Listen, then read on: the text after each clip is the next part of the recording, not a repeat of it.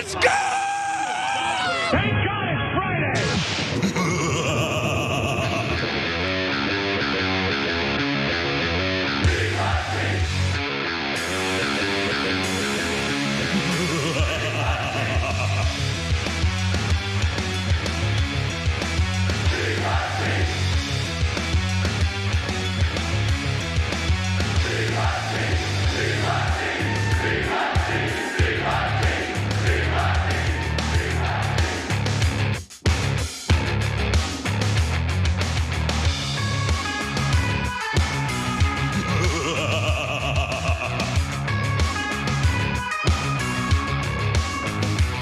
Welcome to the Young Turks. Cenk Uygur, John Idolo with you guys.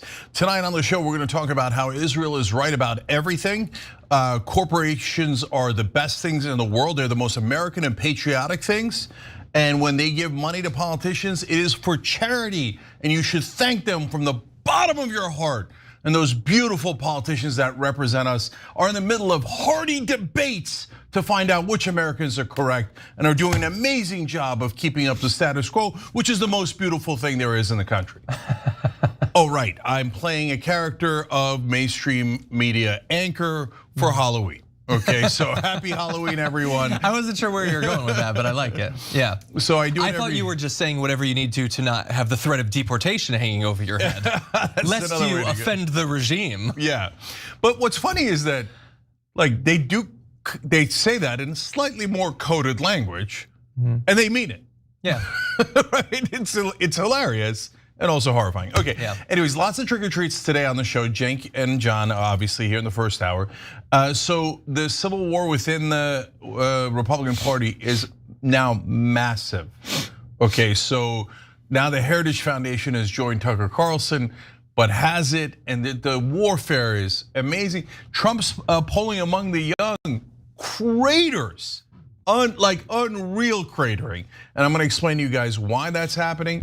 Later when we do the revolution, that's at 8 o'clock. Good news, there's a revolution at 8 o'clock. We're also gonna do trick or treat there. We're gonna ask you, who do you think is the biggest ghoul or goblin in DC, among other things. We're gonna introduce a whole new TYT channel. There's a lot of amazing things going on in today's show. And finally, new channel.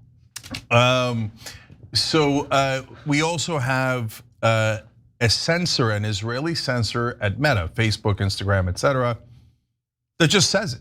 That says that, yeah, they were censoring on behalf of Israel, basically. And so the Israeli position will be taken into account, but anyone criticizing Israel will be banned.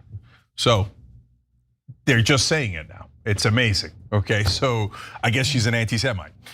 She's, of course, you're gonna be shocked to find out. You'll see later, give you the details, all the stories are amazing. She's a former Israeli government official that just censors everything on Facebook and Instagram. Well, but it's amazing. Are you sure that every country doesn't have a former official embedded inside of Meta? That's fair. I looked into it. Also, Paraguay. Okay. You might not have expected it. Okay, but Italy, step up your game. Yeah, but oh my God, I'm so sorry. I was just Paraguayist, and I want to apologize to all the people who have been offended by my Paraguayna. That's paranoia. Paraguay, I don't know. All right, so all the Paraguayists out there, you're now banned. Okay, so guys, let's get started. John, you take it away. Yes, okay, this is a scary show, scary theme. Let's talk about the impending cuts to snap, which are, jokes aside, actually scary. And the propaganda that's being used to get people to accept it. Take a look at this.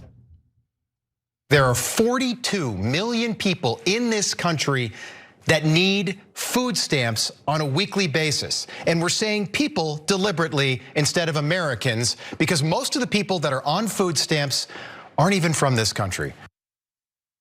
Yeah, so that's a lie. You'll be shocked to find out, being that it's on Newsmax, a professional journalistic organization. But no, they're playing fast and loose with the math, or they just don't understand how it works. It's also possible. That was Rob Figerty, the host right there, who wants everyone to be okay with the fact that 40 million plus are gonna lose access to their food stamps, which is gonna include a lot of Republicans, a lot of MAGA people, a lot of his viewers, and he doesn't want them being mad at him, so he's gotta convince them that it's all going to damn dirty immigrants. Cenk, what do you think? Yeah, there's two things that I love in this story. One is the facts that we're about to show you on what SNAP is actually about and who it actually applies to, so you don't miss the reality. And the second is the Great Awakening continues. It started with Epstein and Israel. Now there's right-wingers going, yeah, wait a minute, why are we cutting my benefits? That's a good question. Let's see if we can answer it in a second. Yeah, but also they don't want waste, fraud, and abuse. You know, we got to put the money where it matters. Like, I don't know if you saw, but earlier today it was announced, Trump put out that he's actually renovated the Lincoln bathroom, and it's now floor-to-ceiling marble. I'm not even joking. That's totally true. It was a regular bathroom, and now it's just everywhere you look, it's marble. And I think that that's gonna make a lot of people feel better about the fact that their kids go to sleep hungry. Yeah, when you're losing your ability to feed your kids, what you really want is a marble bathroom in the White House. And you think like, I don't, then it makes me feel much better. Because the elites are even more elite now. And I hope that ballroom is just nothing but golden, just covered in gold. But whatever you do, do not send us any relief or food. We'll just starve over here in our corner. We're just Americans. We're not even Argentinians. So it doesn't count. Yeah. Jokes aside, I actually don't really mind the makeover because it does look pretty slippery in there. In any event, why don't we go to the rest of the segment from Newsmax where Figurity is going to try to get you to be okay with these massive cuts. 45% of Afghanistan immigrants are on food stamps. 42% of Somali immigrants, 34% of every immigrant from Iraq, 23% of Haitians, 59% of all illegal aliens are collecting food stamps, meaning that most of the people getting food stamps from the US government and the US taxpayer are not even Americans. Think about that. And we didn't know about any of this before the government shutdown started, but thanks to Democrats, we can confirm tonight that millions of Joe Biden illegal aliens, people who crossed the border when Joe was president, are now collecting food stamps from a program funded by hardworking American taxpayers. Okay, so there's a lot in that little video they showed you that is subtly discriminatory and also dishonest. The fact that he's just like, yeah, well, here are some countries of origin for immigrants. I'm gonna pick them randomly, like, you know, war zones that we devastated and then brought over a limited number of refugees. Gee, I wonder why Afghanis and Iraqis would be more likely to be on food stamps. Weird that he's choosing those rather than the countries they typically demonize when talking about things like illegal immigration, like, I don't know, Mexico, the rest of Latin or South America. It's weird that they didn't focus on that. But right in your face was the biggest lie, which is the 59% are on food stamps, which means the majority of the people on food stamps are illegal immigrants. That's not even remotely how that works. That's not how anything works. And he is a full-grown man being paid probably a significant amount of money to make persuasive arguments on the news there. That's just not how stats work, buddy. So we're gonna get into the actual numbers, which when you know them, you're probably not gonna be as horrified by the current status quo when it comes to food stamps, but just understand, he says the thing, he vomits it out, and then the rest of what right-wing media can just reference that. They're not making the claim. So when the Blaze then tweets out the segment with 59% of food stamp recipients aren't even American, well, no, actually, I'm glad that you asked the question. That's not actually true. But why would the Blaze do any fact checking? I mean, they're just an incredibly well-funded media company with tons of employees. They can't be bothered to look into the thing that they're claiming. And what I love about it is they used question mark, exclamation point, implying, huh? But didn't think to actually look into it. They just, you guys seem surprised by that. Maybe do a little bit of Googling. Talk to Grok, I know you love Grok. In any event, there was actually a Grok fact check after that, which pointed out that almost 90% of SNAP recipients are born in the US and another 6% are naturalized citizens, leaving very few people who are illegal immigrants from Haiti or Afghanistan or whatever it is that Rob, whatever his name is, wants you to believe. So just 11% of SNAP recipients are foreign born. 6.2% were naturalized citizens, which previously they would have pretended to think are citizens. I think they're past that now. We learned that on Piers Morgan. But I consider them to be Americans. I'm old fashioned in that way. 1.1% are refugees.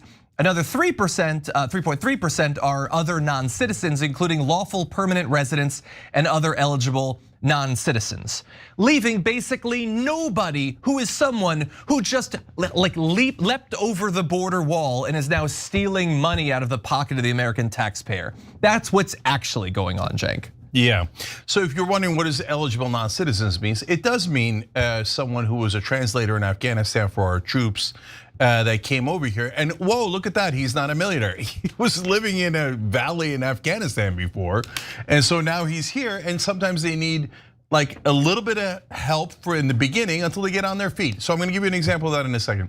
So the only stats that to my knowledge aren't preposterously wrong are percentage of immigrants from that particular country that take food stamps, right? And that is not at all surprising. I'll get back to that in a second. But so first, on the rest of it. So yeah, what is this like constant distinction now between naturalized citizens and natural born citizens? We're all citizens. We're supposed to have the same exact rights. So why are we even making the distinction? So over 96% of the people who get SNAP are US citizens, period, okay? And then there's a small number that we just explained, right? So, but then you might say, well, look, there might be a lot of fraud. That's why John did, I mean, he said 59% of the people getting SNAP are illegal immigrants, preposterous, right? But then you think, okay, maybe 59% of illegal immigrants get SNAP. Okay, now what he might want to tell you is undocumented immigrants are banned from getting SNAP. Oh, he forgot to tell you that? Oh, okay, well, there might be fraud though, because they could be banned and they're still getting it. So they did an analysis of the amount of fraud at all these different kinds of programs where they benefit Americans, right? So welfare, Medicare, food stamps, etc. So SNAP, that's food stamps, came in at #1 for least fraud in any of those programs at 1.5%. And getting out like 1.5% becomes nearly impossible because it's such a small number. You'd have to expend an enormous amount of money to get that 1.5% out. So it's about as tight a program as any government can run. And it affects 42 million Americans. And John, okay, I'll explain the Afghanistan thing one quick thing, and then I want to get to the very heart of this. So guys, we had a guy who worked here, Steve-O, did some good progressive shows for us, also was an executive for us. His family came from South Korea a long time ago, like I did. He came in when he was 7, I think, and I was 8 when I came from Turkey. And so again, when they got here, they needed a little bit of help, right? Because they were incredibly poor, right? And eventually his dad worked and his mom worked so hard, the whole family worked, and they eventually were able to get a 7-Eleven, and then that like built their family. And when we were growing up, Steve would always have to leave and go and do a shift at the 7-Eleven, and it wasn't optional because we're living the American dream. They were building themselves up. If they didn't have that tiny bit of food stamps to help them get through like close to starvation, then they wouldn't have been able to do all those things. And by the way, then get to a place where he could hire a lot of people, whether it was at that 7-Eleven or the other businesses he wound up setting up, etc.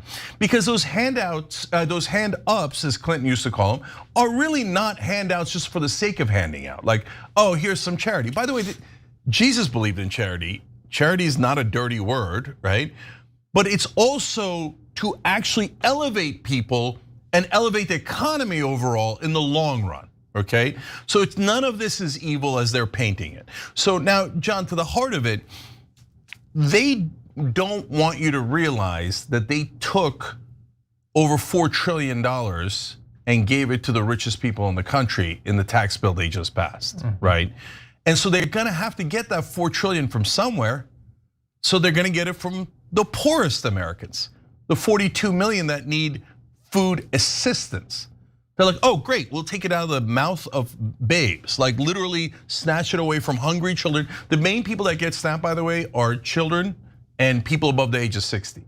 So it's literally grandmothers and kids who are hungry and don't have enough money or the ability to get a job at that point in their life, etc.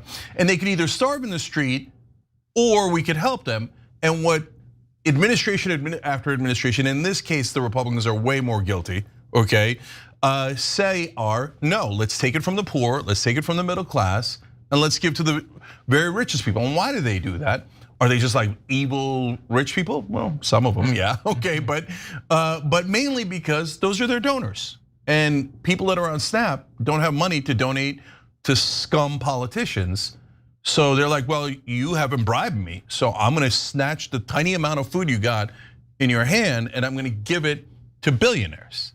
And that's the sick government we're running now. Yeah, and because a lot of Republicans are on this program, as well as other programs that have been cut, like Medicaid. How do you convince them to be okay with that scheme that you've just described? Well, they've come up with some strategies. They're time tested on the right. Here's an example of one. I mean, this is a program that has exploded over the last 20 years. And we are just dumping $100 billion a year into a program that we all know is being so woefully corrupted and exploited. And people are selling their benefits. People are using them to get their nails done, to get their weaves and their hair. I mean, this is a really ugly program. It's weird to me to hear Josh Hawley screaming that we have to protect this. Sorry, there was a little problem in the middle of that video. I couldn't hear what he was saying. I just heard a dog whistle going off as loud as possible. Maybe we can fix that for when we upload it to YouTube. He knows what he's doing. He knows the game that they're playing. Yep, we shouldn't have this program. Screw all those damn kids and their hunger because somewhere a black woman is getting away with something. And by the way, that's how they typically would advance that message to their audience, is a guy who looks exactly like him saying that. But I've also seen going around, maybe you've seen it on like TikTok and Instagram Reels and everything. There's all these AI generated videos of black women surrounded by 6 to 15 kids complaining about how they need to get their benefits and like trying to get one over, and conservatives then respond to the videos like, this is why we need to cut. It's all fake, it's all made up. Nobody's actually making those videos. But now they're using this new technology to advance the same old racist message, which is you should be okay with the benefits that you need being taken away because maybe there's someone who you really hate that also is getting those benefits. And there's an example of this actually. People could speak out, or audience members maybe who get these benefits could chime in about what it's meant to them. But I also read JD Vance apparently when he was young, his family was on food stamps, and that's why he has been doing interview after interview to defend this program day after day, talking about how important it is because he got to where he is, and thanks in small part to that.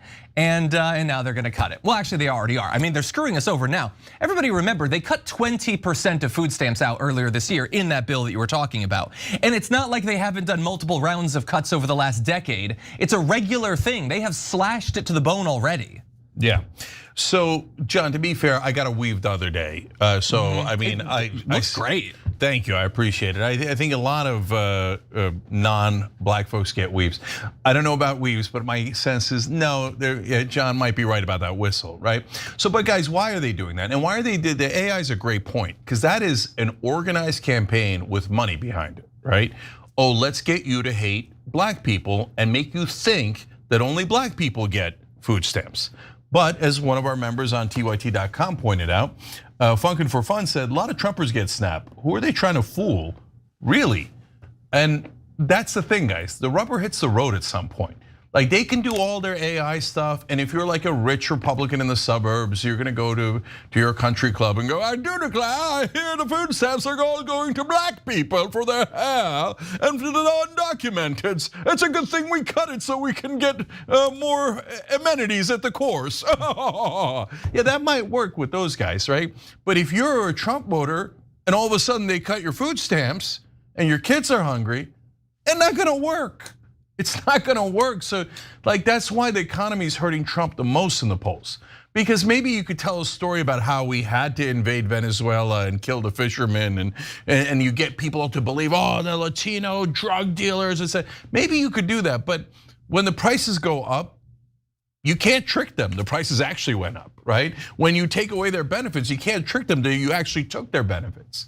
So, and by the way, can you actually get your hair done with food stamps? No, that's why they're called food stamps. You cannot spend it on anything other than food. So that's another lie. Oh, but what if about fraud? Oh, right. This is the program that has the least amount of fraud in the government, right? And then, and the main thing I want to tell you guys is, look, to the point that that our member made there, And by the way, hit the join button below, become a member, be part of the show. We love doing a show. You guys make great points. And to John's point, actually, real quick, Moonshine Dragon wrote in, my EBT is $23 per month. So that's what we learned from you guys as we interacted. And I didn't know you were that rich. $23 a month. Okay, wow, that does sound like it's bankrupt in the country.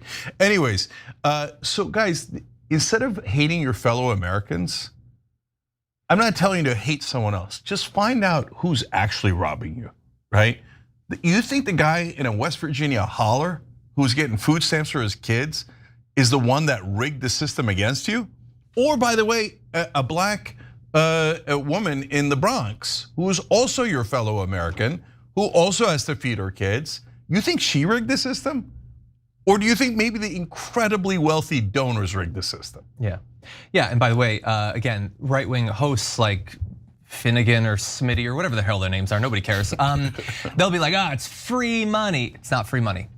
We pay taxes.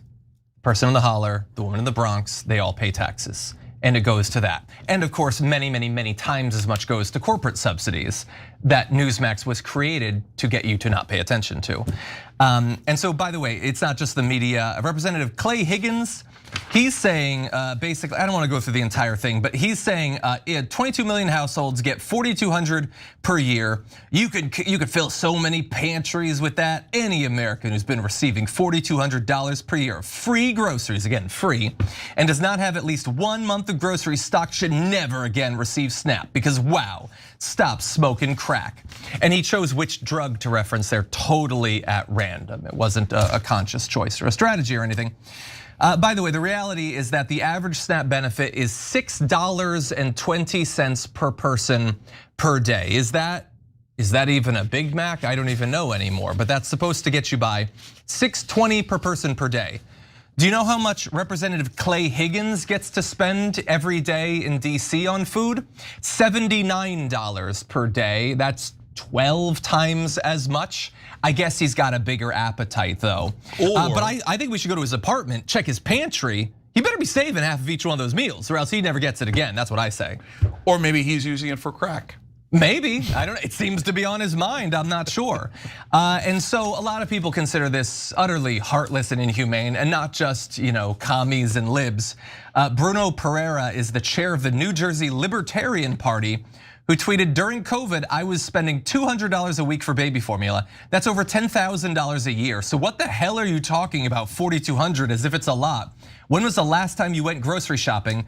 Completely and absolutely out of touch. You should be ashamed of yourself, which he should be, but he already should have been. Clearly, he's not capable of experiencing that. Yeah. Now, the big update, though, is that there have been a couple of judicial decisions. One more recently in Rhode Island said that they would have to, saying that the federal government does have to pay out the SNAP benefits.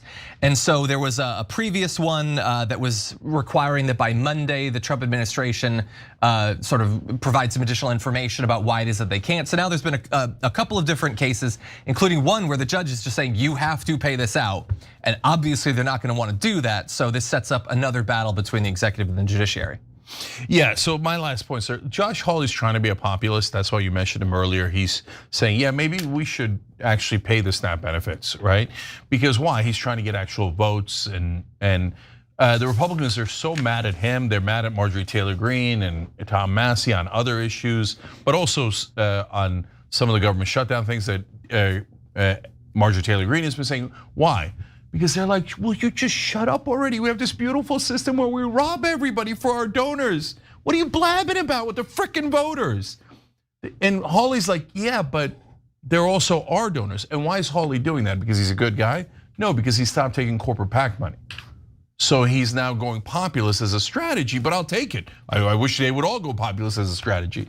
So he's like, no, but we gotta look out for the voters. And they're like, no, we don't. We just lie to them.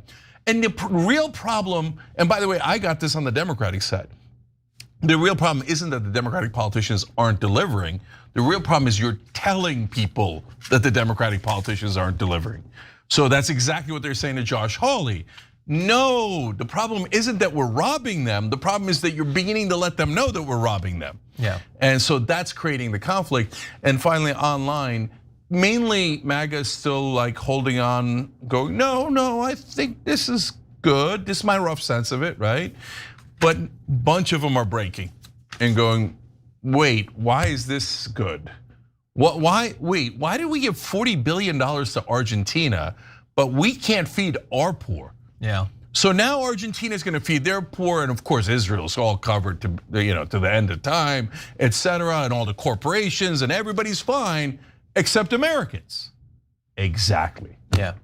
Yeah, no, 100%. By the way, as I'm sure you guys have probably covered this, I might have missed it, but every dollar spent on SNAP benefits generates more than $1 in economic activity for a number of reasons. Any program that puts money in the pockets of poor people, they spend every cent of it. That then goes into those local economies. I mean, all of this should be obvious. Any actual serious journalist, like the ones on Newsmax pretend to be, would have looked into that and would know that. And then also, I just think about like what the point of these programs are. So like, you're campaigning and you see that there's all these desperate poor people and they feel like they're being screwed over in some way. And so all this work is done so that they'll, for instance, be okay with ICE being given $100 billion a year, more than the vast majority of the world's militaries. Because then they're gonna go out and get rid of the immigrants who are making things so tough for so many poor Americans, right? Meanwhile, we shouldn't do the $100 billion in SNAP benefits, the direct thing that puts food in your stomach. So maybe we can clear out all of the Guatemalans or whatever. You're still gonna be hungry, you're gonna have nothing. There's no money left over, we gave it all to ICE. It's so strange the game that's being played, and I really hope that you're right that they're waking up to it. In any event, we're gonna take our first break. When we come back, Cenk had referenced falling poll numbers for Donald Trump. We're gonna reveal those to you after this.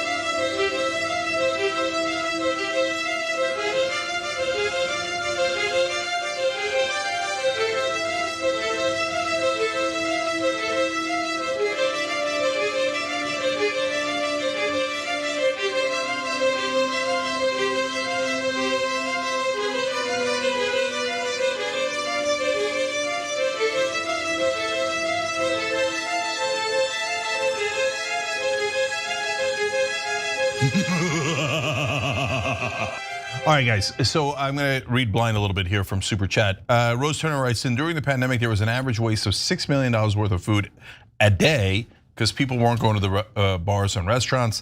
There's no reason for people to go hungry. Hashtag corporate greed. Yep. Michael Cotavelli says, just want to point out that the continuing resolution Republicans passed expires November 21st. In the last month, instead of working on a budget, Congress is on vacation. They will just need another continuing resolution to extend past the 21st. You know, Michael, I was thinking the same exact thing.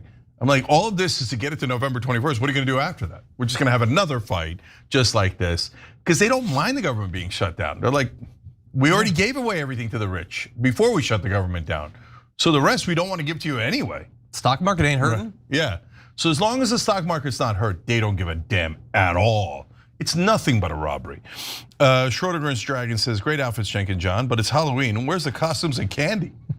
That's fair. You know what, maybe we'll show you some candy later. I'm not gonna get you the candy, brother, okay? But I did think about dressing up, but then I was like, nah, I'll just go with the same gag I do every year about the mainstream media reporter.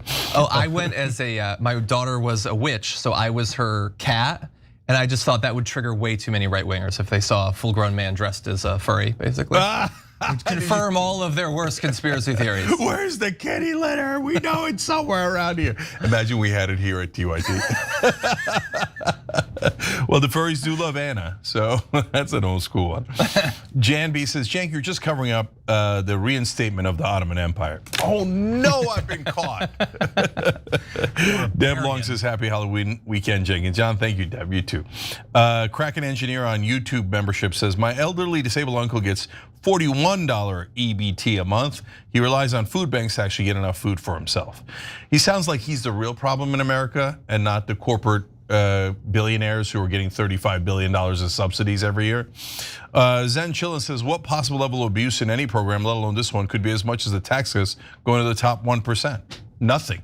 And by the way, the most abuse in the US government by order of magnitude, way more than anything else. The Defense Department. Yeah. Where it's an open robbery, right? And they love that robbery and they never touch that budget because they love that robbery. They don't want to stop the robbery. They want to stop actual help that you guys are getting.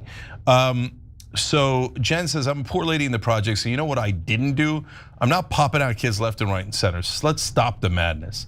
Yeah, look, all the stereotypes are not just meant to attack black people, Latinos, Muslims, whoever.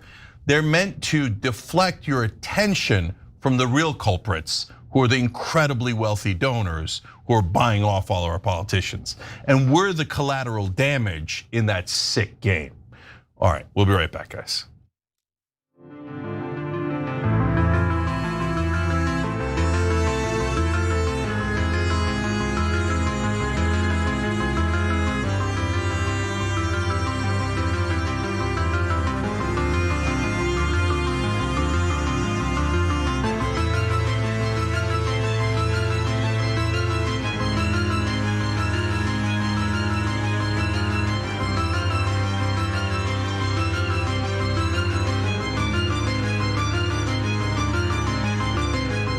All right, back on TYT, Cenk and John with you guys. And Melody Loves Music, thank you for gifting 5 memberships on YouTube. Makes a big difference to us. And WalmUp33 with probably the best comment of the day, a YouTube member saying, Cenk looks so handsome today. Hey, yeah, beautiful hair. Look, I'm not saying it, the people are saying it. Stop, Okay. just please stop. It's a costume, I like that, that's funny. Okay, all right, last thing, programming note. So our sponsor chapter is helping folks with Medicare enrollment, and Medicare enrollment goes through December 7th, so you gotta act now. Whether you're on Medicare or you're helping your family with Medicare. So a lot of the times the plans change, so you really gotta make sure you're on the right plan, and they might even take away some benefits or change how much you're paying. So these guys are great. We vetted them to no end. So the rest of the industry is sketchy. That's why we found these guys. It's free, it's a 20-minute call. On average, people say $1,100 a year. 707-TYT-HELP, 707-TYT-HELP. Just talked to a member a couple of days ago and he said his mom saved $1,500 and his dad saved, I think, close to $1,000. So when I hear that, it makes me proud because we're delivering something that's valuable to you guys from our sponsors. So 707-TYT-HELP, check it out. All right, John. Okay, let's have a little bit of fun at Donald Trump's expense. Donald Trump has a problem on his hands, and it is a polling problem. You probably could have guessed this was coming since he's taken to once again claiming that he has the best polls ever, which is very much the opposite of the truth. And worse for him, he's hurting with the exact groups that he needs the most and that he was most proud to do relatively well with in the last election. See, when it comes to younger voters, those under 30 years old, he is at 20% approval. 20%. Yeah. And that sounds like a joke. That sounds like something they just say on Newsmax or whatever, but no, it's actually true. 75% disapproval, 20% approval. That is, since February, a 30-point drop. He's lost more than half. He was at 50, 1 and 2, which isn't great, but honeymoon period or whatever. People are like, the Biden years were rough. I don't really have a lot of hope in the future. Roll the dice, maybe things will turn out well. And then since then, well more than half have been like, nope, I don't like what I'm seeing. And so he has dropped in every age category since he was inaugurated, but there's no age category where he dropped nearly as much. And this, I think, makes very clear. I mean, you saw the dissections of the 2024 election, how it's all done. They got, the 18-year-old Joe Rogan fans or whatever. No, if it was an ideological shift, if it was something like that, he wouldn't be dropping this fast, especially when his power hasn't been constrained. He's delivering on the things he said he would do, and then a lot of corruption on top of it. It's that they're paying attention to what he's doing, and it's not helping them. And they're not being given any reason to think that they will be helped. They see what's going on with the tariffs, with inflation, with healthcare. They saw the big, beautiful bill. They see all of this chaos and nonsense and criminality and corruption. And younger voters who are very tapped in and they're consuming a lot of news are not liking what they're seeing. Yeah, so I want to give credit to a whole bunch of people here. I'm actually going to ironically start with Trump. I don't think that it was a flash in the pan that he got to 8 points in the positive with young voters. I mean, 50 to 42 for a Republican to be winning under 30-year-olds, that is amazing, right? I also don't think it's a coincidence that he's now gone from 50 to 20 and from 8 positive to 55 negative. That is a 63-point drop. So the other two sets of folks that I'm going to give credit to are young people and online media. And I'll explain that after we hear the rest of the story. Exactly, yeah. And so I referenced that he's going down overall, and so that's worth acknowledging. His overall approval is at net -19. He's at 39% approval. That's the lowest I've seen. Usually I've seen him at about 41, 42. He's now below 40. And according to The Economist and YouGov, that's the lowest net approval he's received in any of their polls in his second term, and lower than all but one for his first 4 years in office. So he is now in historically low territory for himself, and the first year isn't even done. That, by the way, has swung 22 points since February. He was at +3 back in February. He is now -19. And if we want to break down the demographics again, he had talked about how totally different, changed the game in the last election for Latino voters, for black voters. Well, perhaps it was, but right now he's at 16% approval among black Americans and 30% of Latinos. So even more so, and particularly for black Americans, far more than average for Americans. They're not buying what he's selling. Yeah, so guys, this is not a small thing. He's underwater with the entire American population by 19 points. That's a disastrous number. And then, as we've been telling you with the young, to be down -55. I mean, that goes back to not only a Democratic advantage, but like bigger than any Democratic advantage I've ever seen. So, okay, now, it's a little bit of a misnomer because, as I'm about to tell you, the young are not in how mainstream media thinks about it. Oh, it's a generational shift. Trump has won the young over forever, and he's done, really got into black and Latino voters in a significant way, and now this will be like that for the next 20, 30 years. No, you're not getting it, guys. So I mean the mainstream media. Things are moving so much quicker than you realize. So what are young people looking for? Are they now just going to swing back to the Democrats and go, okay, I now love Democrats? No. What they're looking for is real change. And they're not interested in your BS. So they keep telling them, oh, well, it's okay, you're gonna get something at a later time, right? Democrats are famous for that. There was nothing we could do, there was nothing we could do. I mean, if you elect us, there's nothing we can do. Well, all right, then young people told you to go take a long walk off a short dock, right? And that's why in their frustration, they turned to Trump, because at least he was promising change. So now Trump gets into office, doesn't take long, they look around and they go, where the F is the change? What happened? I thought we were against war. Now we're like going to go to war with Iran and Venezuela, blah, blah, blah. I thought we were America first, and everyone is like licking Netanyahu's boots. What the hell's, what part of that is America first? And wait, I thought we were gonna look out for us, and now all of a sudden Argentina's got $40 billion, and everyone's got money, the rich got another gigantic multi-trillion-dollar tax cut. When are we going to get anything? And young people, until we kind of do a political peaceful revolution, my answer is clear to you. You're not ever gonna get anything. These guys are all crooks. They all work for giant corporations and some foreign governments. They don't work for us at all.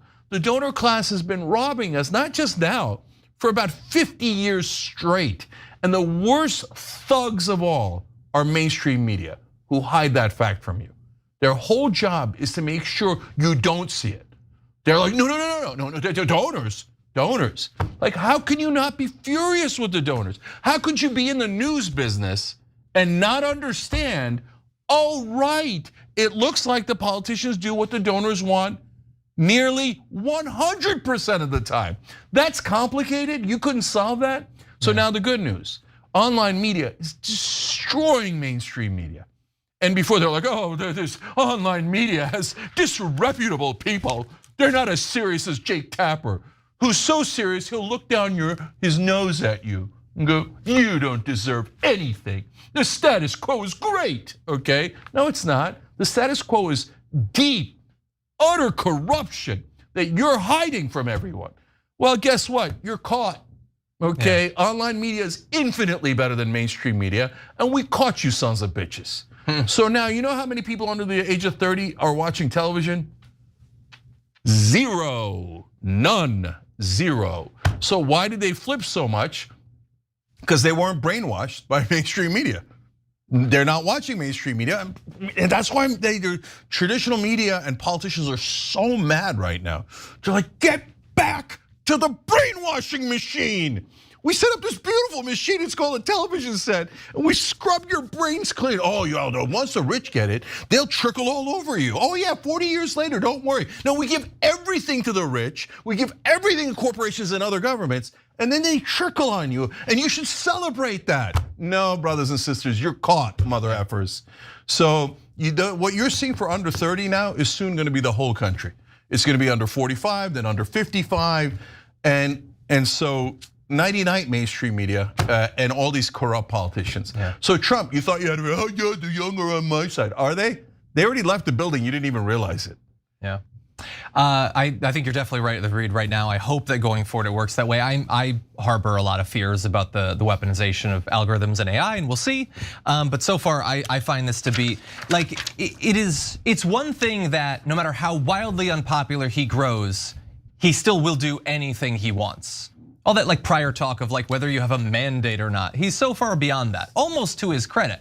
And so that sucks, but it's good to know that people are paying attention and they don't like what they're seeing. If you've ever felt like maybe you're crazy, if the results of the last election make you think, well, I guess we've been wrong this whole time. No, people aren't into this at all. And the final thing I want to say about this is so amazing is like, I think it's like one thing when people take a look at Joe Biden and they're like, he didn't do anything, or what he did was too slow or not enough, or like, oh, he said he was gonna do something and then it got overturned, or he said he was gonna do something and then Kirsten Sinema did like a thumbs down. Like people, I think, got really sick of that sort of like lazy, do almost nothing kind of thing. With Donald Trump, it's not the same thing. He's aggressively doing terrible things. He is wielding as much power as he wants, but if you're a regular person, you're saying he can do anything he wants and none of it is with an eye to me or my family. So he can throw the money to Argentina. It's like, okay, so we had supply chain problems. Joe Biden didn't do enough, there was inflation. Trump's just like, no, I'm gonna do tariffs. I'm gonna cause inflation. It's an aggressive version of the incompetence, let alone all of the other stuff that he's doing. And so what's been most amazing for me is that Donald Trump is supposed to have these amazing political instincts, and I don't see it. He doesn't seem to understand, or maybe he just doesn't care that he's so wildly unpopular, but the fact that this guy is at the worst economic numbers any president has ever been at this point in their presidency, and the dude cannot go a day without talking about marble this, gold that. He's cosplaying Joanna Gaines in the Oval Office every day. It's like he was tasked, like challenge mode. How disconnected from the struggle of the American people can you seem to be? That's what's been so strange to me about all this. Yeah, because once he got what he wanted, power, and now crypto has gotten him $800 million in ill-gotten gains. He's like, I don't care about you guys. I'm back to the only thing I care about is marble bathrooms and golden ballrooms, and lined with both gold and national secrets, of course. Exactly. So, because if he's got a bathroom and a ballroom, he's gonna put classified documents in it. Yeah. Okay, I think we should probably take our second break of the hour, but when we come back, apparently we're back in the nuke game. We'll break down why Donald Trump is doing what he's doing after this.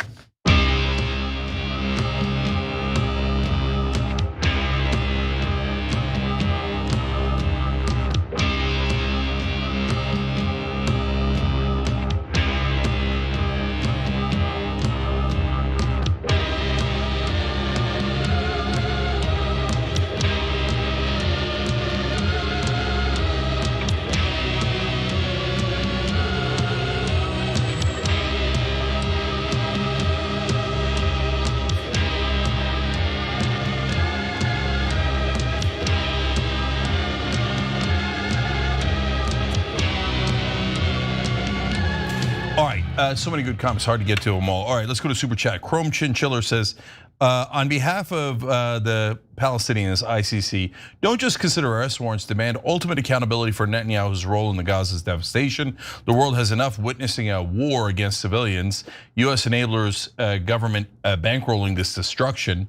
DC serve AIPAC, not the voters. Billions funded to push Muslims and anti-Zionist buttons to create havoc in the Middle East on behalf of Israel. Silence equals treason. Stand with the Palestine or war criminals. History is being rewritten as we speak.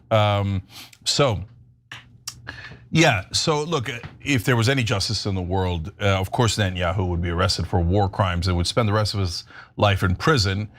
There probably is not justice in the world, right? But what I love is, like, I saw another piece on Mediaite today where it's like another pro-Israel writer is like freaking out. They're like, and Zohran would arrest Netanyahu, who is like the greatest person on earth.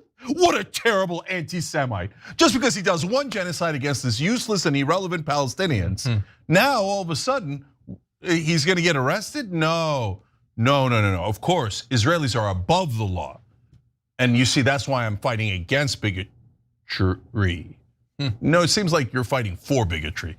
Anyways, thank you, brother. Sam Hurley, these are YouTube members now, says, in Oklahoma, our Democratic Senate candidate Jasmine Thomas raised £300+ for the local food bank. Incumbent Mark Wayne Mullen has been silent. The GOP base is now donating to her campaign in mass. Populism wins. This stuff's moving quicker and quicker. I love it. That's right. Whoever's more populist wins. Joe S says, I love that despite how terrible the news can be, sometimes they find humor. Love it. Well, thank you, Joe. Appreciate it. You're a member, so you made this happen. So thank you. War Dragon said, I did a scary costume for the holiday. I dressed up like an AIPAC lobbyist. Although, if you were in Washington, they'd be like, oh, welcome. We've been missing you. Come on in. Where's our treat? Where's my bribe? Where's my bribe? No, I came for candy. I was kidding around. I'm scared. No, are you kidding me? Where's my bribe? I'll crush any American you like to help you. Come on in. Okay, Carol Gosh says, I went to the grocery store on the weekend and the prices are ridiculous. $58 for a 3-pound round roast was particularly shocking. Jesus. Well, anything that involves the farms, things are getting way higher in prices because the tons of farms are going out of business right now as we speak. We're not gonna be able to undo that damage. By the way, a lot of the local farms are going out of business. Later, they'll be swallowed by giant corporate farms. So then the Republicans look at it like a win-win. And then they could help those giant corporations and pretend they're helping farmers. Yeah. When in reality, right now, they're destroying actual farmers. David Michelle writes, and my clients that I work with are mad that they're losing their benefits. Luckily, they have friends and a community to help them, but they're furious that they might not be able to eat next month. My clients are dependent on the networks that help them get by day. These old folks also see what we see, and they told me they will remember this in 2028. There you go. We'll be right back.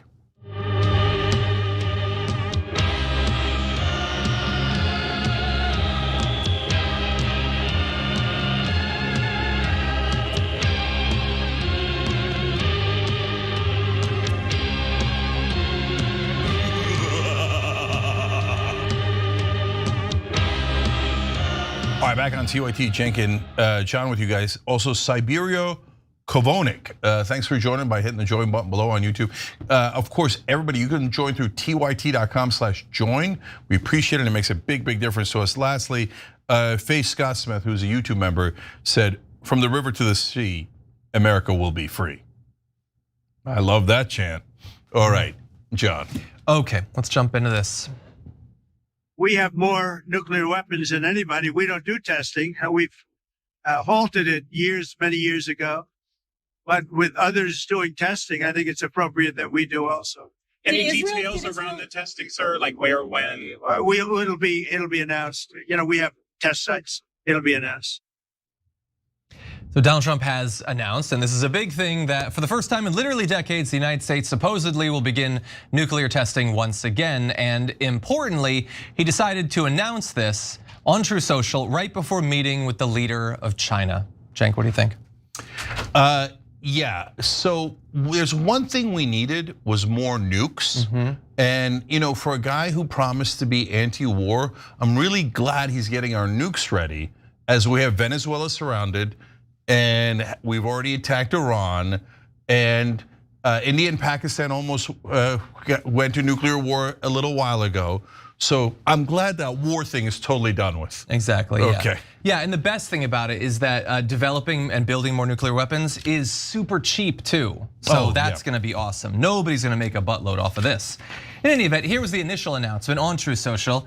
The United States has more capital and nuclear weapons than any other country. This was accomplished including a complete update and renovation of existing weapons during my first term in office.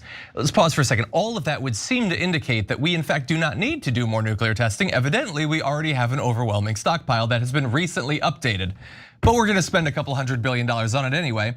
He says, I had to do it, blah, blah, blah. Russia is second and China is a distant third, but will be even within 5 years. Because of other countries' testing programs, I have instructed the Department of War to start testing our nuclear weapons on an equal basis. That process will begin immediately, except not immediately, someday they will announce it supposedly. And so that was the message. There's a couple of problems with that. First of all, I guess this is a small thing, we don't have the most nukes. Everybody agrees that Russia has the most nukes. We may have more big nukes than Russia, but they're nukes. If they all start going off, we're all gonna have a bad day. We have more than 4,000, they have more than 5,000. It's a lot, but he just feels the need to fit in an extra lie. And so he says that he's ordered the Department of War to conduct the tests, but there's a couple of problems with that. First of all, it doesn't exist, it's the Department of Defense. But more importantly, it's that the Department of Defense doesn't test nuclear weapons, it's the Department of Energy. But why would he have to know any of that? He's giving off Rick Perry vibes, by the way. There's an old reference for you. And so he didn't do the homework, he didn't think about this. And I've quibbled with a couple of small things. There is a bigger problem here, which is that first of all, he says because of other countries' testing, we have to do it on an equal basis. There's no testing going on anywhere, nowhere. Like, and by the way, you might think, well, the world's a big place, maybe people are hiding it. No, you can detect a nuclear test, it's a big boom. You could kind of tell when it goes off. There's been no tests. We haven't done one since 1992. China hasn't done one since 1996. Moscow was 1990. And so the entire reason he's given is a lie. This is not based on other countries testing because other countries are not testing. North Korea hasn't done one even in many years. There's no indication that they're doing it anytime soon. So obviously there's some other reason that he'd be doing this. And of course, he did do it right before meeting with China, so maybe it's just a scare tactic. Or maybe it's a convenient way to funnel tens or hundreds of billions of dollars into the companies that are gonna be producing these nukes. Of course. So, I bet that they didn't donate a lot to Trump or to Republican and Democratic politicians. No. No, those defense contractors, they don't like corruption. No. Have you seen the most recent renders of the Lockheed Martin ballroom? It's beautiful. Okay, so guys, number one, I was just coincidentally reading about some of our earliest nuclear tests. And back then they're like, we found an area that was largely unpopulated, except they didn't really double check. So it was a little populated and 13-year-old girls all got cancer and died. So, except one survived. And that happened to a number of people. Now look, I hope we're better than that these days, although, okay. So now Trump used to call nuclear the N-word, the other N-word, you remember that? Yeah. Okay. He did it recently, actually. Yeah, and so then why would he be the one, if he thinks it's such a dirty, terrible thing, to be the only country in the world testing nukes now, right? Because he also thinks nuclear means strong. And since he has a very, let's be polite and call it an instinctual brain, others might call it a lizard brain, but like simple, like nukes, big, strong. We test nukes, we big, strong. Everybody already knows we have the most nukes. Don't worry, we could wipe out everybody. We don't have to show it. Like if you have a big one, you don't have to show it, okay? But if you have a tiny one, then you're like, trust me, I've got a big N-word here, trust me. All right, guy, all right. Okay, so now, you guys probably don't remember this, but if you watch Young Turks long enough, you might, because I was so amazed by it. In his first term, he suggested to his cabinet, he's like, nukes, we're strong with the nukes. Let's do tenfold of the nukes we have now. And they're like, do you have any idea how expensive they are? tenfold would literally bankrupt the country. We'd have no money left, right? So that's when Rex Tillerson, his Secretary of State at the time, walked out of the meeting and said, that guy's an effing moron. And then did they actually do what Trump asked? 10 times our nukes. No, they didn't do anything. They just ignored him and then he forgot. Because that's the kind of strong leader he is. Exactly. Yeah, wildly expensive, totally unnecessary, and also potentially counterproductive. Well, from the point of view of a rational person, because if we start doing it, so he's saying we have to do it because other countries are doing it, except that other countries aren't doing it. But if we do it, other countries probably will do it. And that's a bad thing, right? Like an arms race, but like, what if he doesn't care? What if a lot of his donors want us to start jacking up our defense spending even more than the $1 trillion or so we spend per year? So we'll end with this. He was asked about whether resuming the testing could escalate tensions, and here's what he had to say. Do you worry that we're entering a more risky environment when it comes to nuclear issues? No, I don't think so. I think we have it pretty well locked up. But we have more than anybody. But I see them testing. I say, well, if they're going to test, I guess we have to test. I'd like to see a denuclearization because we have so many, and Russia has some. Russia's second, and China's third, and China will catch up within 4 or 5 years. I think de-escalation would be, they would call it denuclearization, would be a tremendous thing. And it's something we are actually talking to Russia about that, and China would be added to that if we do something. So I'd like to de-escalate, but I'm gonna do the exact opposite with no provocation whatsoever. Again, strong leadership there, but he's so confident that they've been testing, and it just makes me remember, do you remember what he said about Portland? About like what he's seeing, are people seeing something other than what I'm seeing? Yeah. Like, is he just being like totally just led around by his advisors at this point? Did Stephen Miller tell him they're doing nuclear testing, they're laughing at you, they're gonna eclipse us? John, I thought the same exact thing. He said that one so confidently, I think he really believes that others are doing testing, which led me to believe, oh, somebody lied to him.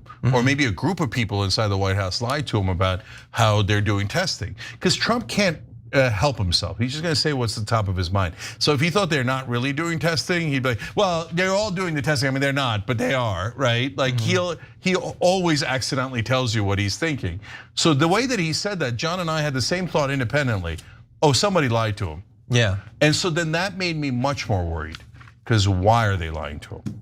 Exactly. It's easy to get Trump like to riled up. Oh, if you were strong, you'd do this nuke testing. I mean, all the others are doing it. I guess you're being weak, right?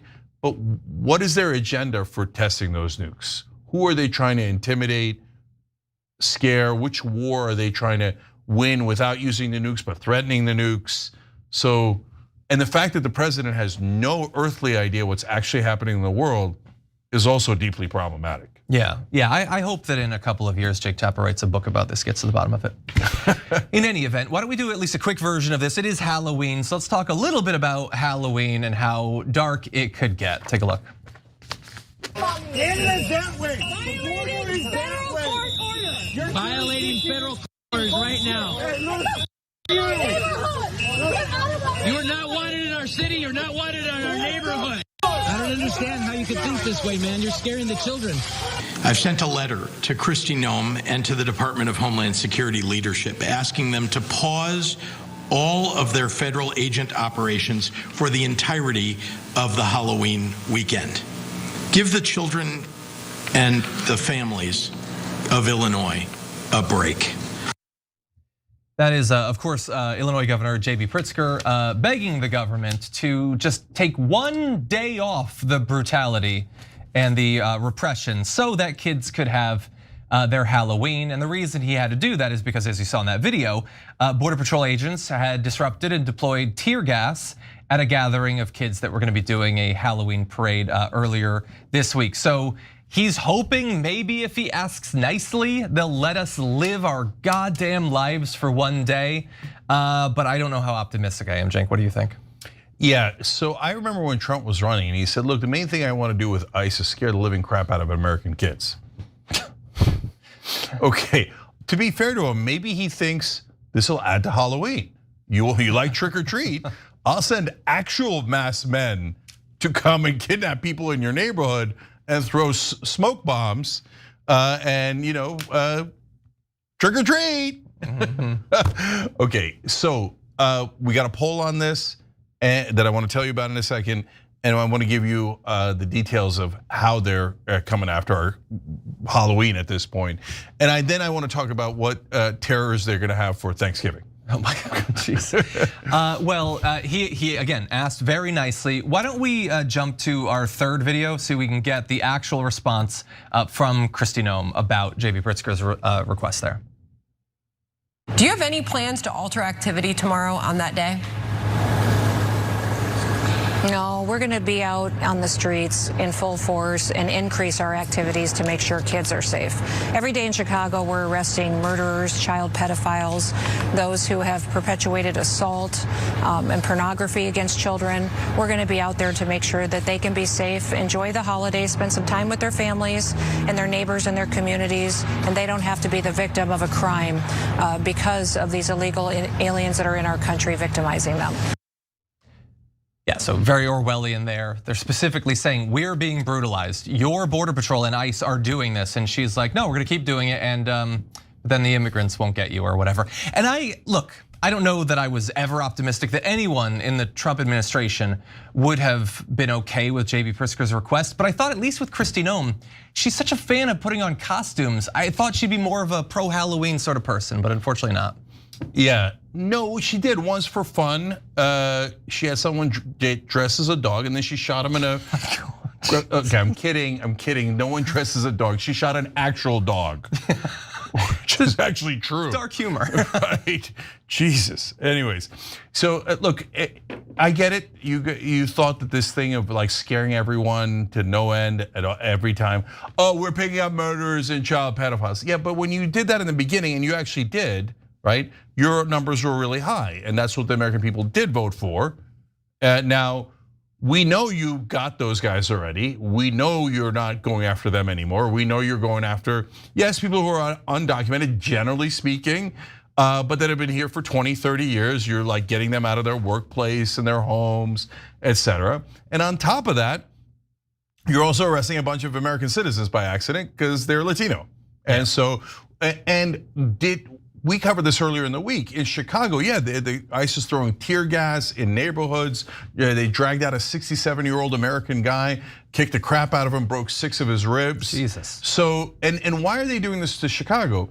Because Illinois and Chicago would not allow Trump to bring in the National Guard.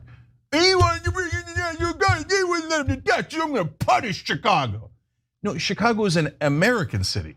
You're not supposed to punish the city and its American inhabitants. You were supposed to get the criminals, which again, were fair shown in America. In the beginning, they did get the criminals, and that's why his polling on immigration was really high. And now when he's doing these weirdo tactics against American neighborhoods on Halloween, his polling is now very low. And earlier in the show, we talked about how he's down minus 19 on his approval number. That is a disastrous number. And so like, what's he gonna do next with other beloved American holidays? Like, all right, now I remember Sarah Palin with the murder of the turkey in the background. Like they're supposed to pardon a turkey, and she was behind like a turkey grinder where they would take live turkeys and put them in the grinder, and then the turkey's like, ah! I don't know if Trump's gonna do some ISIS version of that. I don't know. Oh my God. And at Christmas, please, Santa is documented. Yes, he's from the North Pole. He's not from here. He's not technically an American. Please do not grab Santa or his elves or his reindeer, okay? There's a caravan coming in. We found the caravan, okay? Then they have this tracking thing with the red bulbous thing going off the whole time. All right, anyways. Guys, come on, how is this protecting America? You know it's not protecting America. All right, and we asked this question on TYT.com, combining a bunch of our stories from today. Which of these headlines is the scariest? Makes sense for Halloween. A, Newsmax host says SNAP recipients are getting their nails done. B, Trump orders nuclear weapons testing for the first time since 1992. That one seems to be winning. Yeah. Meta's chief censor boasts about banning political opinions. We're gonna get to that later in the program, but of course only political opinions against Nicaragua, right? No, Israel. What a coincidence! It's Israel again. And D, Noam ramping up ICE presence on Halloween. You know what? We do this whole scary story about the ICE in Halloween, and it's only at like 5% or something. Just because they're going to launch nukes. You guys are scared more by that? All right, well, we're still laughing for now. Yeah. But by the way, last thing is, in Chicago, they're not laughing. If you don't live in Chicago, you don't realize what's happening there. But I'm getting reports from Chicago. ICE is terrorizing the whole city. They're everywhere. They're constantly doing raids. Everybody's worried. They now have whistles. So when you see ICE, they whistle. So you know that something is coming down the street at you. This is not how our government is supposed to terrorize us. Again, guys, if they were doing things in an open way, no masks, you got the badge, they're American law enforcement, and they got a bad guy, no one's against that. We're against this kind of weirdo Gestapo tactics. Yeah. I get that 20% of the country or whatever is like ecstatic about this, but the rest of us hate it. Yeah. All right, we gotta go. John, you're awesome. Happy Halloween, brother. I'll be off next week, by the way, but Jordan, Yaz, and Sharon will be filling in. All right, beautiful. And when we come back, we do have that story of Israeli censors bragging on tape about how they're banning anyone against Israel. They're making sure that there's pro-Israeli stuff on. It's amazing. It's an amazing story. All right, we'll do that when we return.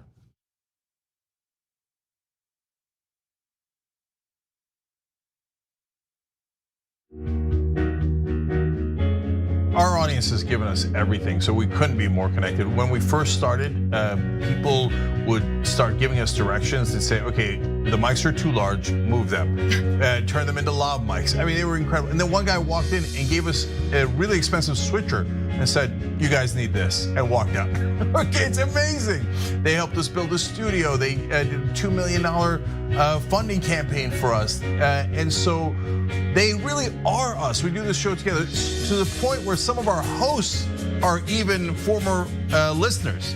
So when we say that the audience is part of TYT, we really mean it. I think what the audience also appreciates is especially if they're members, they really get an inside look into who we are, our personal lives, what drives and motivates us. It goes beyond just storytelling. I think that what we do is allow our viewers and our listeners into our daily lives, and we give them kind of like this inside look into everything that we're passionate about and why it is that we're doing what we're doing, right? Like the motivation behind what we're doing, I think is important for our audience to know, and we're not shy about sharing that with them.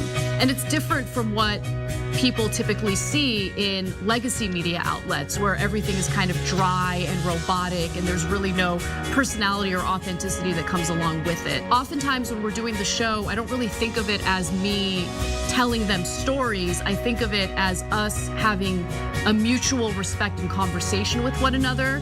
And as I said earlier, I mean, not only do I feel that through the work I do, I'm informing our audience, but they inform me oftentimes as well. You know, they'll pitch stories to us.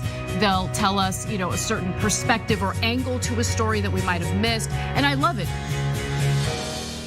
You're about to watch some behind the scenes footage of the Young Turks. Ooh. Now these are partial videos. If you want to get all of them, you become a member, go to tyt.com/join, and you'll get all the behind the scenes of me, Anna, John, JR, a little bit reality show like. tyt.com/join and enjoy this. You know what you're seeing behind me? Jersey, hold. Watch me flip this camera. However I flip it. Do I flip it like this? No, I just took a picture. I'm bitzing right now. What? Behind the scenes. Oh, okay. For members? I don't have my face on. She doesn't have her face on, folks. Oh, that's JR's ass right there. You can't take 5 minutes off, can you? No, I can't, Johnny Pie. I said it was live stream, but I was lying. It's not a live stream. It's just for members. Bitsy, this is my cat. You know what his name is? Kiki Cat. Animals are innocent. Control room and the insanity is obviously there. Right now, as you can see, I'm directing or tech directing. I'm so happy to be here. This is what like a Labor Day beard looks like for Cenk. Man, you're a Young Turks viewer if you recognize me like this. Such a big fan. Oh, thank you. You are the one person in my life I would love to meet. What's going on, guys? This is a Bitsy or a BTS or behind the scenes with Hassan Piker, AKA Woke Bay. Oh, hi, I didn't see you there. I have finished my show, The Damage Report, and now I get into a really awkward time of the day. When I'm sitting, the control room is right there. So so I can see Bart. And this is the Pittsburgh office, by the way. I'll refer to often as the boiler room. You see how it's ripped? Is it super unprofessional to wear that at a business meeting? Or am I like cool, rebel? And I just finished doing the power panel and I'm fired up. What do you do for TYT? Not a whole lot. If you're frantically tweeting at us that something's broken, thank you, because I'm fixing it. And thank you for being a TYT member. Super last thing, because there's always got to be a super last thing. Oh, that was disastrous. This has been behind the scenes, behind the scenes.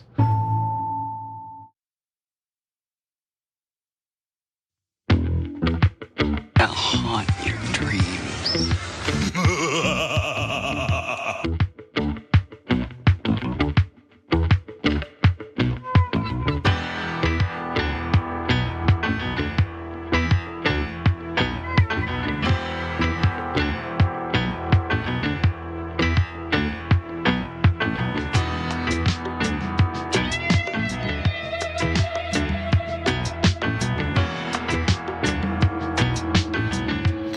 All right, back on TYT, Cenk Uygur, Jordan Uhl with you guys. We got more news. Jordan, hit us. A classified government report exposed by the Washington Post revealed just how much the US has turned a blind eye to the alleged human rights abuses committed by the Israeli military. And it poured cold water on any lingering hopes of holding Israel accountable for war crimes in Gaza in the West Bank. And we'll get into the details, but Cenk, first blush, what are your 2 cents here? So I know that Israel is not getting any special exemptions. I'm sure that every country that has human rights violations is treated the same way. Oh, it's no big deal. We'll break American law for you. Right, Jordan? Let's find out, Cenk. A classified report by a US government watchdog has found that Israeli military units committed, quote, many hundreds of potential violations of US human rights law in the Gaza Strip that would take the State Department, quote, multiple years to review, according to 2 US officials who relayed the details to the Washington Post. And the findings were made by the State Department's Office of Inspector General. And they mark the first time a US government report has acknowledged the scale of Israeli actions in Gaza that fall under the purview of Leahy laws, the landmark legislation that bars US security assistance to foreign military units credibly accused of gross human rights abuses, including extrajudicial killings, torture, and other atrocities, which the IDF is familiar with. High-profile incidents in Gaza pending a determination are numerous, including the killing of 7 World Central Kitchen workers by Israel in April 2024, and the killing of more than 100 Palestinians and wounding of 760 others gathered around aid trucks near Gaza City in February 2024, according to local health authorities.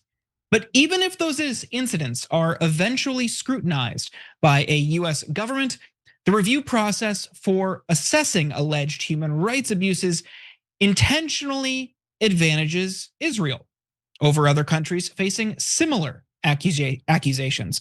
The protocol, known as the Israel Leahy Vetting Forum, involves higher level US officials in a lengthier process than reviews for other countries, the report says.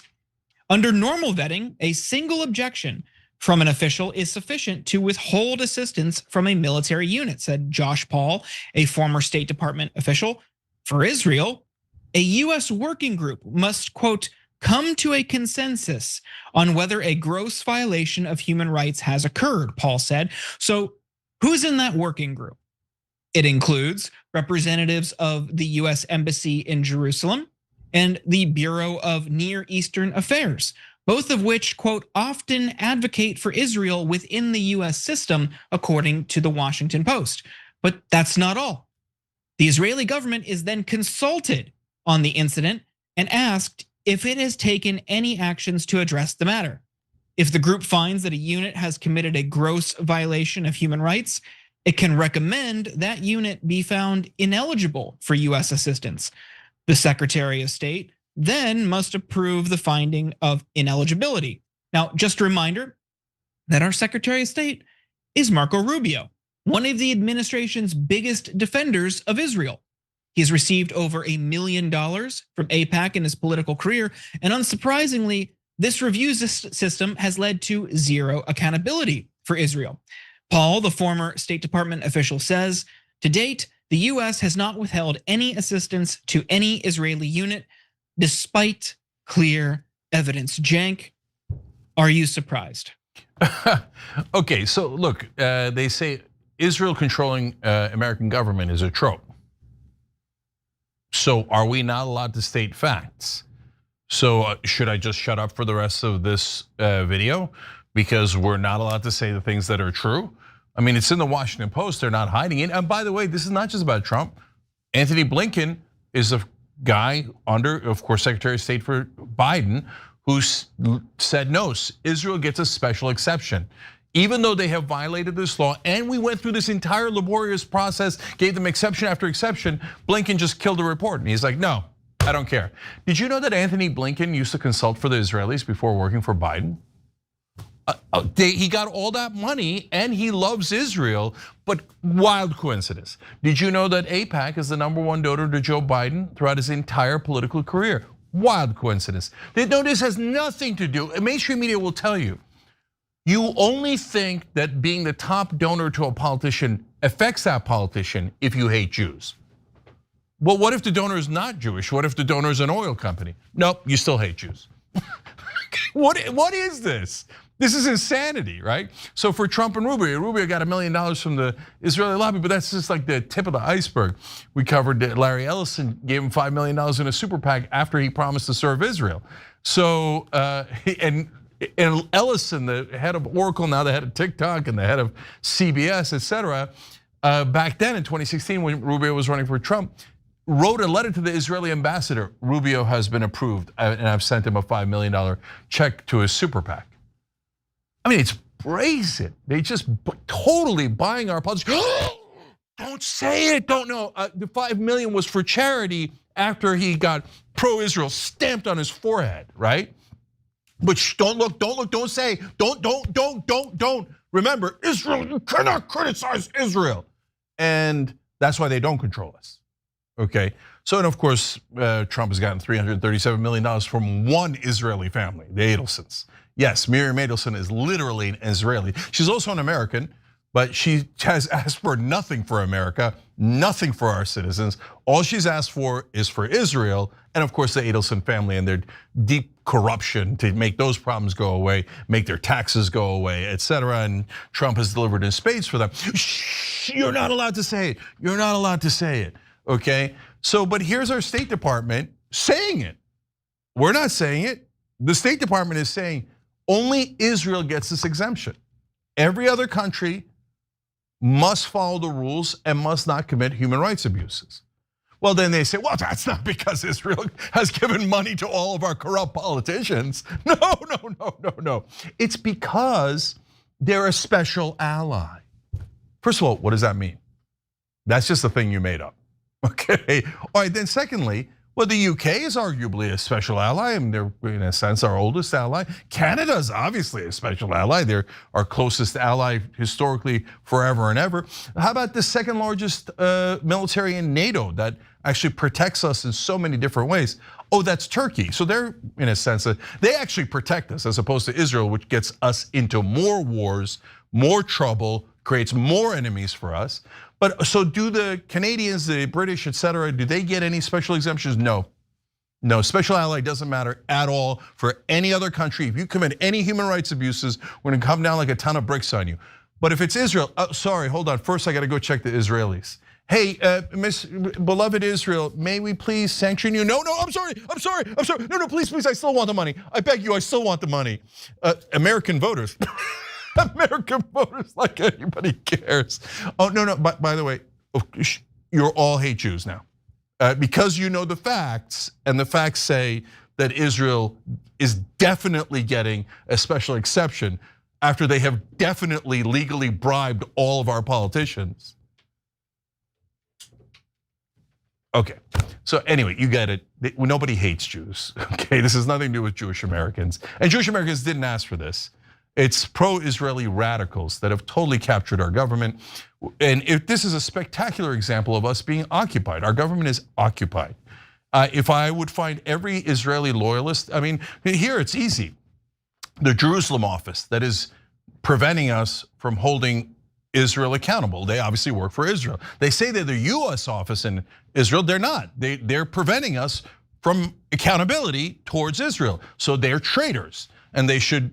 I'm not a guy who said like I love peace and nonviolence. And when I say traitor, I don't mean like go and kill him or some lunatic thing like that. No, I'm just saying they have to be fired.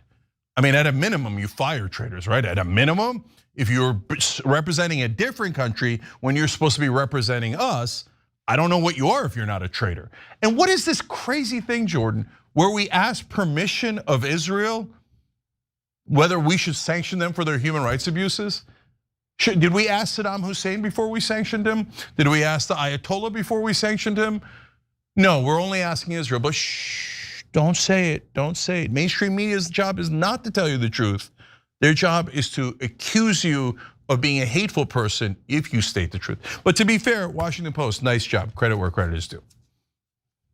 Yeah, it's a surprising but also not surprising report. I think the surprising element for me is that the Post published this, seeing how it has shifted to the right over the past year or two.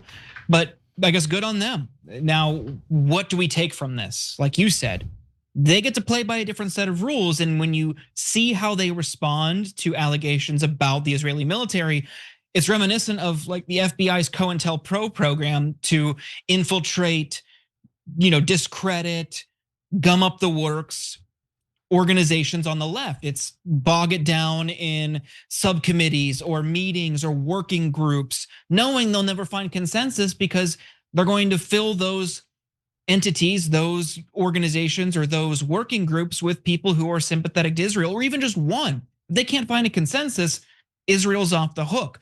So by adding layers of bureaucracy to this process, when it's simplified for the rest of the world, all they're doing is saying, well, we need to make it look like there's a structure here in a review process, but we can't have the end result be anything other than letting them off the hook. So it's much ado about nothing, and it's a waste of all of our time, but ultimately it's an insult to all of us when we see what they're doing so brazenly.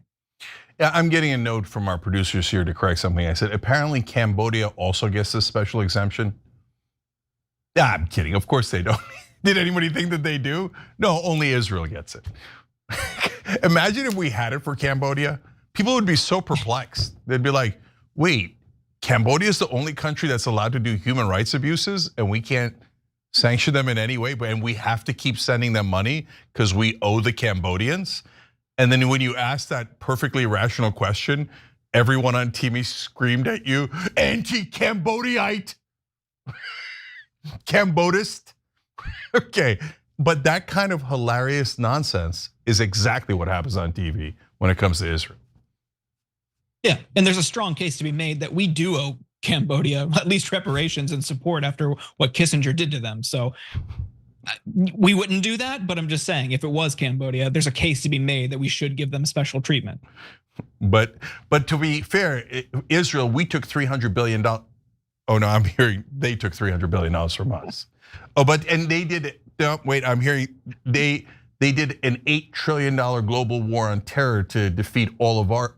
Oh no, I'm hearing we did an $8 trillion global war on terror to defeat all of their enemies. But shh. All right, we're gonna take a break here, guys. When we come back, we're gonna continue the disastrous news on Israel. There's a censor at Facebook that we still have to get to, but fascinating. This is a super interesting story. The civil war within the Republican Party has gotten massive, significant. Now the Heritage Foundation jumps in a surprising way, and it's caused an enormous mess. Can't wait to tell you about that. That's next.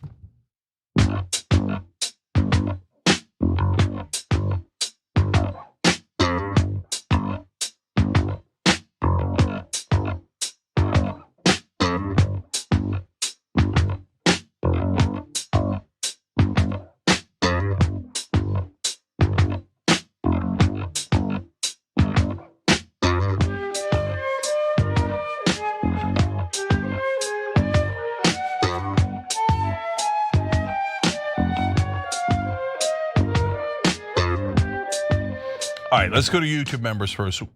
Will King writes in, keeping the poor sick and now hungrier than ever before. I'm disabled and relying on the local church ministry for food with no supplemental grocery money. So effed. So Will, we kind of do this show for you, right?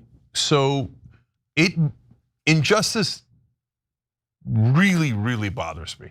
I get it, it bothers everyone, right? But for me, it's a thing I've had a lifelong thing about that, how much it bothers me. So the fact that you're having to go to a church ministry for food and oil companies are not getting $35 billion of free money. Will, they're taking money from your taxes to give to the richest companies in the world, but you gotta go to the local church to get food. I can't stand that injustice. I can't stand it. Okay, Neo Saturn writes in, referring to SNAP, it helps my family a lot and it's not a huge amount. Yeah, that's what's also like grating on the nerves, which is like they give such giant numbers to the wealthy, like $4 trillion tax cut.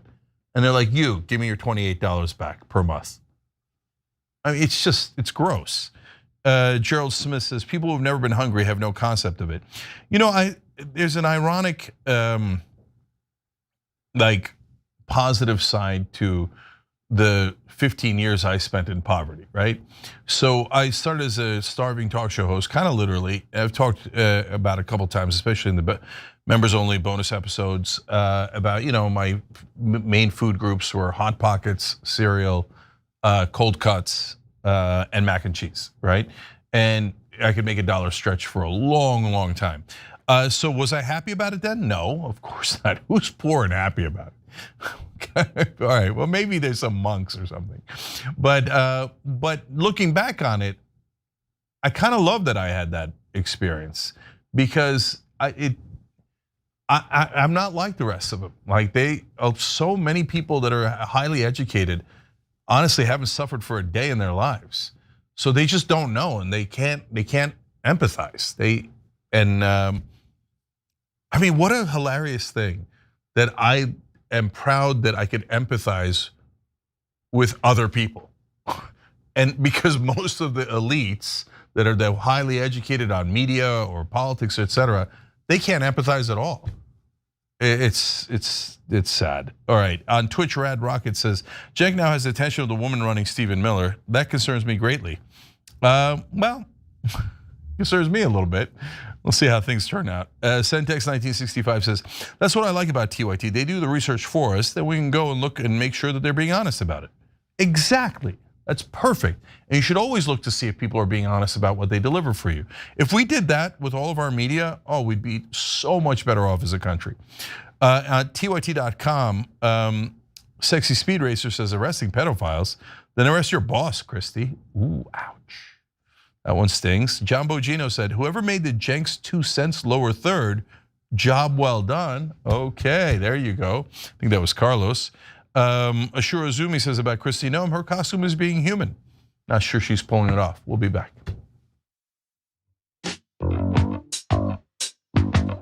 I'll haunt your dreams.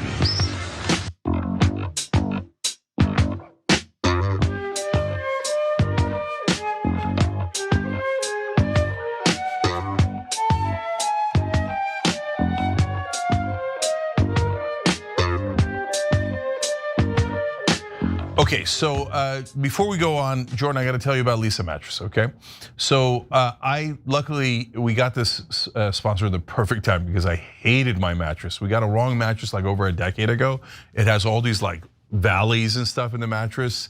It's my fault, I made the decision. Anyways, so Lisa then becomes a sponsor. I do their mattress quiz, and it turns out I should get a Legend Chill Hybrid. It's kind of badass. Anyway, we got it. Yes, finally a good mattress.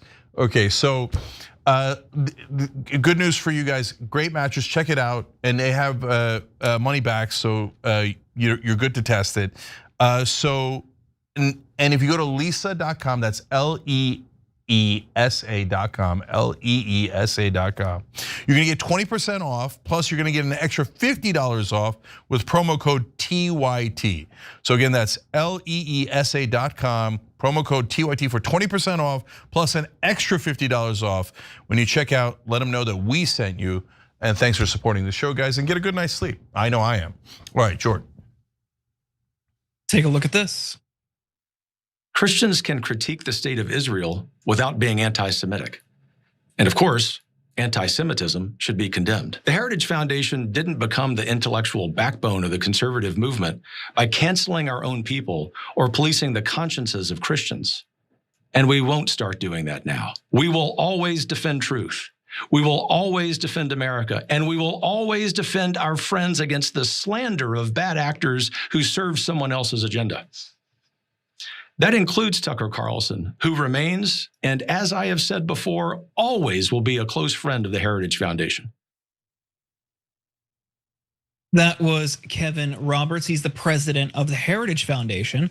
And now he's facing a tidal wave of backlash for refusing to disavow Tucker Carlson, who recently interviewed Nick Fuentes. More in a moment, but Cenk, what are your 2 cents here?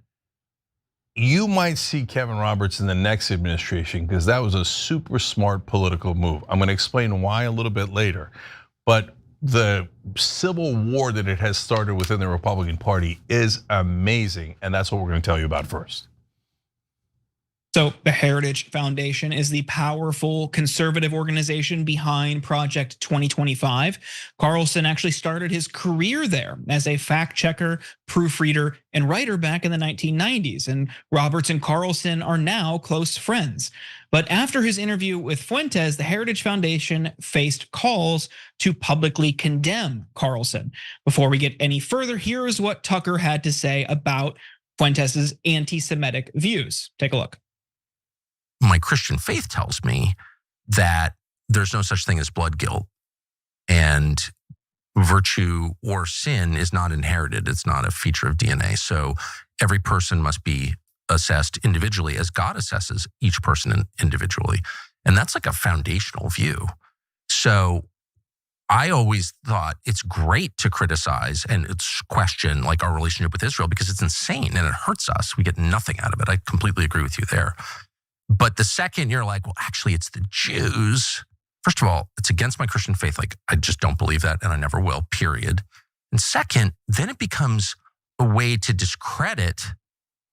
That's when I was like, this guy's a Fed. What I do think is bad, just objectively bad and destructive is the all Jews are guilty or all anybody is guilty of anything. Because that's just like not true. And we don't believe that as Christians. But at other points in the conversation, Fuentes was allowed to peddle anti-Semitism unchecked. So there was a mixed bag. Now, here is more of Roberts explaining why the Heritage Foundation will not be turning its back on Carlson. Take a look. My loyalty as a Christian and as an American is to Christ first and to America always. When it serves the interests of the United States to cooperate with Israel and other allies, we should do so with partnerships on security, intelligence, and technology. But when it doesn't, conservatives should feel no obligation to reflexively support any foreign government, no matter how loud the pressure becomes from the globalist class or from their mouthpieces in Washington. The venomous coalition attacking him are sowing division. Their attempt to cancel him will fail. Most importantly, the American people expect us to be focusing on our political adversaries on the left, not attacking our friends on the right. I disagree with, and even abhor, things that Nick Fuentes says. But canceling him is not the answer either.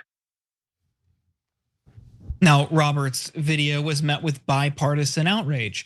Senator Ted Cruz stated, if you sit there with someone who says Adolf Hitler was very, very cool and that their mission is to defeat global Jewry and you say nothing, then you are a coward and you are complicit in that evil. Senator Mitch McConnell wrote, the intellectual backbone of the conservative movement is only as strong as the values it defends. Last I checked, conservatives should feel no obligation to carry water for anti-Semites and apologists for America-hating autocrats. But maybe I just don't know what time it is. As for the Democrats, Senate Majority Leader Chuck Schumer wrote, while not surprising, coming from the home of Project 2025, this statement from the Heritage Foundation is deeply disturbing. An embrace of anti-Semitism and white supremacist conspiracy theories, all while trafficking anti-Semitic conspiracy theories of globalist powers that control US policy. Every person who has aligned itself with the Heritage Foundation, including elected officials, must disavow this dangerous mainstreaming of these hateful ideologies. Even Heritage Foundation staffers chimed in. One simply posted this meme: "Nazis are bad."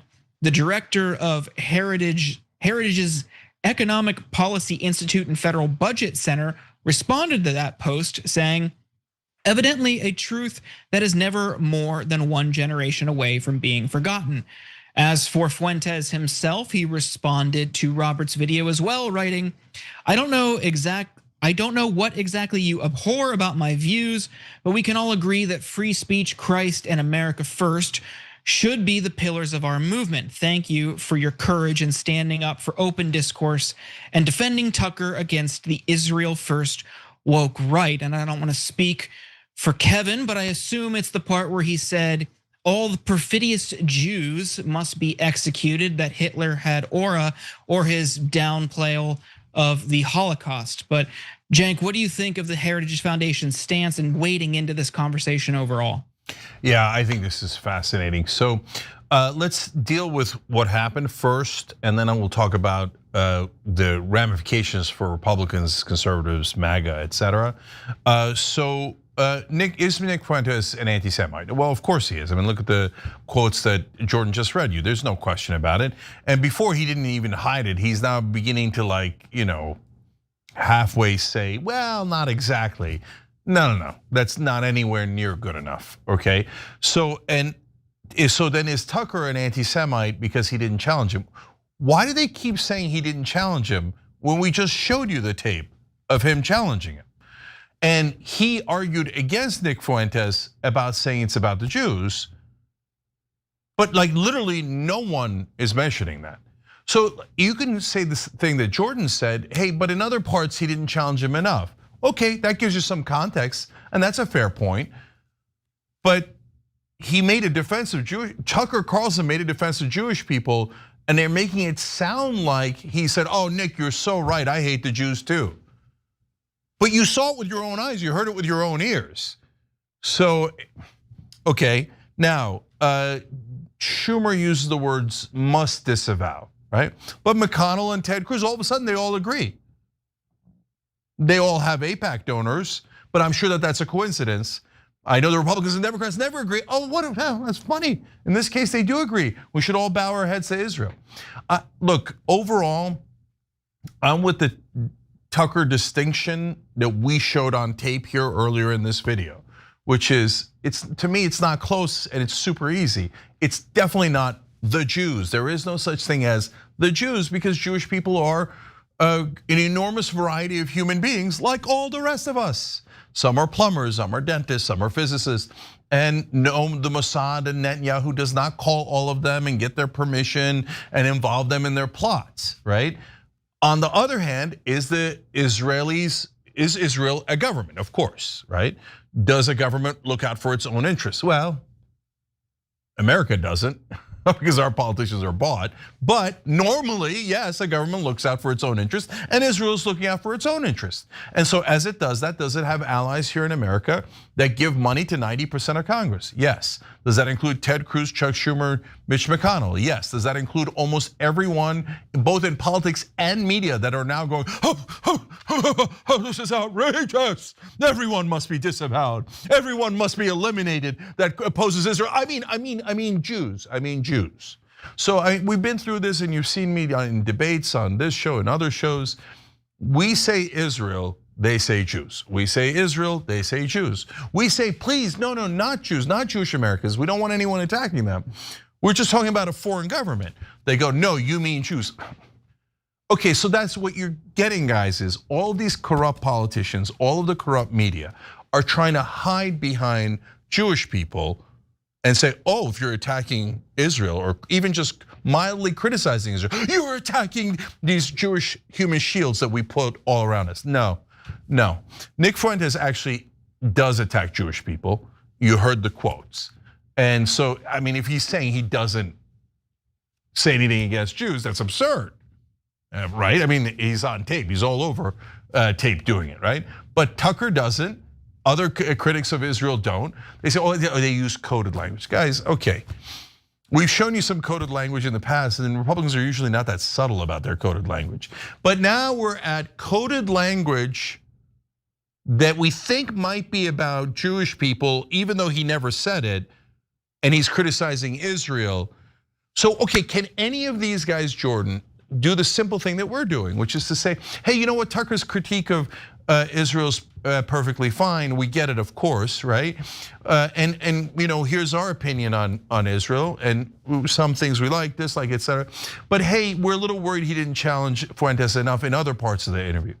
No, literally no one has done that in power. They all just make it seem like Tucker Carlson agrees with Fuentes. They all hate Jews, and the only reason they're criticizing beloved Israel is because they're such terrible, evil, hateful people, right?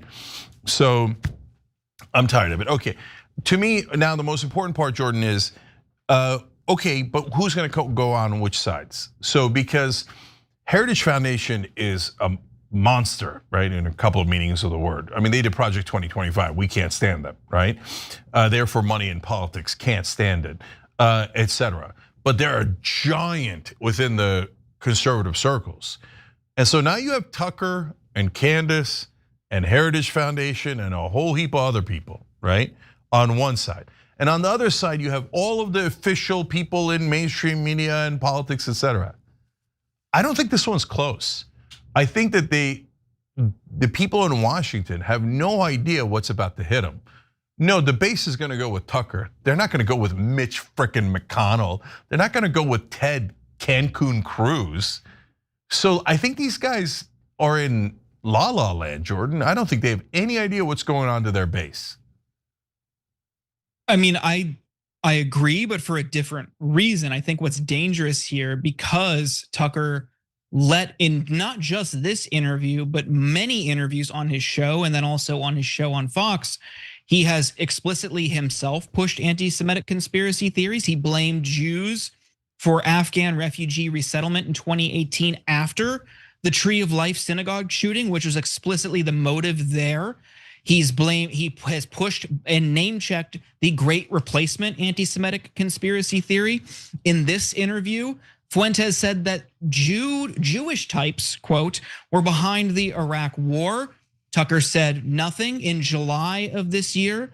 He had a historian on his show to say that the US was on the wrong side of World War II, and actually Churchill was the great villain of World War II and downplayed the Holocaust. I mean, I think for me, it's, yes, he's not pushing back on this, but also as someone who's watched his career and watched and listened to the things he said for a very long time, unfortunately, to the detriment of my mental health, I know what he's about. And he does this kind of wink and nod, and he code switches depending on who he's talking to. He can dabble in it when he's with a historian and hype this guy up. But when he knows the situation that Fuentes is in and Nick Fuentes' public persona, he'll give him a little bit, but when it gets a little bit too far, then all of a sudden it's his Christian faith. He's had no problem blaming Jewish people for other problems in society for years. He just knows, juxtaposed with Fuentes, he's in a position to make himself look better. The question for me is, why even bother having him on? This is someone who called for the extermination of Jews, who when talking about the Holocaust said that 6 million cookies, I'm not buying it, who has repeatedly said, I'm just like Hitler, Hitler had aura. He said blacks need to be imprisoned for the most part. He said Jim Crow was better for them, it's better for us. In March 28th of this year, said that Jews are running society, this is Fuentes, women need to shut the F up, blacks need to be imprisoned, and we would live in paradise. That's not somebody I care about. That's not somebody whose opinions I want to learn more about. The only reason he's doing this is because it's gonna piss people off and it'll get him views. And if that's how you're engaging in the public arena, you just are looking for hate views and ultimately monetizing on that hate. To me, that's a reflection of your moral character and not somebody who's really curious about someone's viewpoint or ideology. So I'm gonna ask you a question, Jordan, because it's a very earnest question. So first, look, you gotta make distinctions. First of all, Tucker has, you say, blamed things on Jews. I totally get what you're saying. I just don't want the audience confused. He never said Jews. He implied it heavily, is what Jordan is saying in those instances. And so do I agree with everything that Tucker's done? Not by a long shot, even on this topic. So like that World War II revisionist history, I don't get it. I don't agree at all, right? I don't think Tucker Carlson was attacked by demons. Sorry, I don't, okay? So there's plenty of things that I don't agree with Tucker on. The Iraq War, so Fuentes says Jews. That's not true. Dick Cheney, John Bolton, so many of the neocons are not at all Jewish. But did they do it partly for Israel? Yeah, I think they did it partly for Israel. Iraq had literally nothing to do with us, and they were #1 enemy of Israel. And now Iran has nothing to do with us, but they're the #1 enemy of Israel. So the idea that Israel is not controlling our government is absurd. The idea that Jews all collectively are controlling people is also absurd. They're both absurd, right? So then my question is, we see Israel dogs, paid lackeys, which is almost the entire establishment, but you can call them any name you like, trying to eliminate opponents of Israel one by one. And that is clear, and they do it to people on the right, they do it to people on the left. So are we supposed to help them eliminate the people on the right like Tucker Carlson and Candace Owens, who are actually waking people up on the right about what Israel's doing to not just the Palestinians, but to our government? Are we supposed to say, yeah, great, let's cancel them?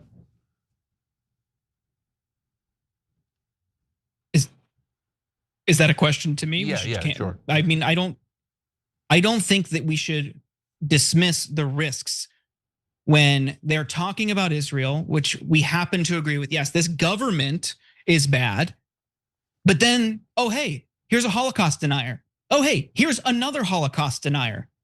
That's dangerous. Like you see the consumption, the media consumption pattern there is dangerous. Just because they happen to agree with our criticisms on the government, and then he repeatedly has Holocaust deniers on his show, that is a dangerous pattern. Okay. I don't know what the solution is, but I'm not saying cancel him. This is just societal backlash, which is the standard for this kind of stuff. I'm not saying that there should be government repercussion, but look, in the free market of ideas, you aren't immune from backlash. That's all this is. No one is saying he should lose his show. No one's saying that he should be fired. That's not true. He's independent. Like there's no one in power is saying, no one meaningful in power. I dismiss all the members of Congress who are just trying to conflate his criticism of the Israeli government with everything else. Like they've got a motive there. But as for audience backlash, individual people are also upset about this. The Heritage Foundation staffers are upset about this. Let's talk about like what the audience consumption patterns are here. That's a dangerous pattern when you're saying, hey, think about all this stuff over here with Israel. Here's a guy who's saying that all these Jews should be exterminated. Whoops. Yeah, here's my thought on it, because it's not an easy question. That's why I asked you, because what are we supposed to do with this, where the establishment is purposely conflating Israel and Jews, and it's a super dirty trick, by the way, that endangers Jewish Americans, but they don't care.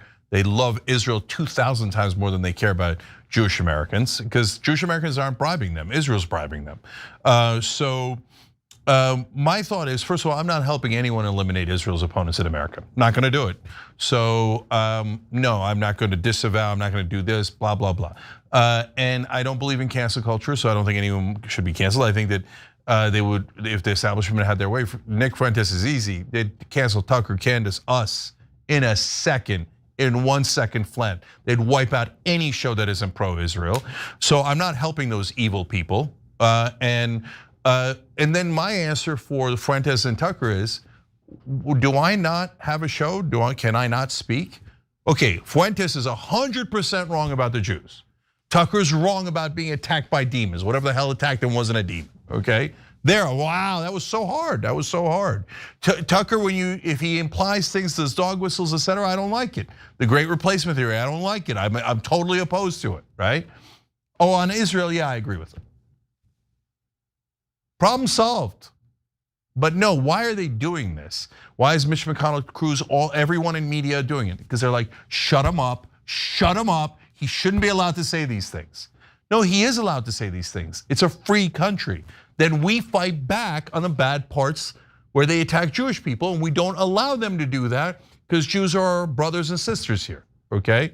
So that's how this country should work, in my opinion. Last thing is, Kevin Roberts is being really smart here, irrespective of what you think about the policy of it and the morality of it, from a political point of view, because I think Tucker Carlson is the odds-on favorite to win the Republican primary in 2028. At this point, I'd be pretty surprised if he didn't win it. So Kevin Roberts is setting himself up for Secretary of State or some giant role in the Carlson administration by doing this. He's early to Carlson. This is a big moment where he's stepping up to defend him. And why did he do it? Because Kevin Roberts can read the room. The base is already gone. For all the ass kissers of Israel that are saying, oh, no, Republicans, get back in line. Everybody kiss Israel's ass. It's not gonna work. And people like Kevin Roberts have figured that out. All right, we gotta take a break here, guys. We'll come right back with one more interesting story.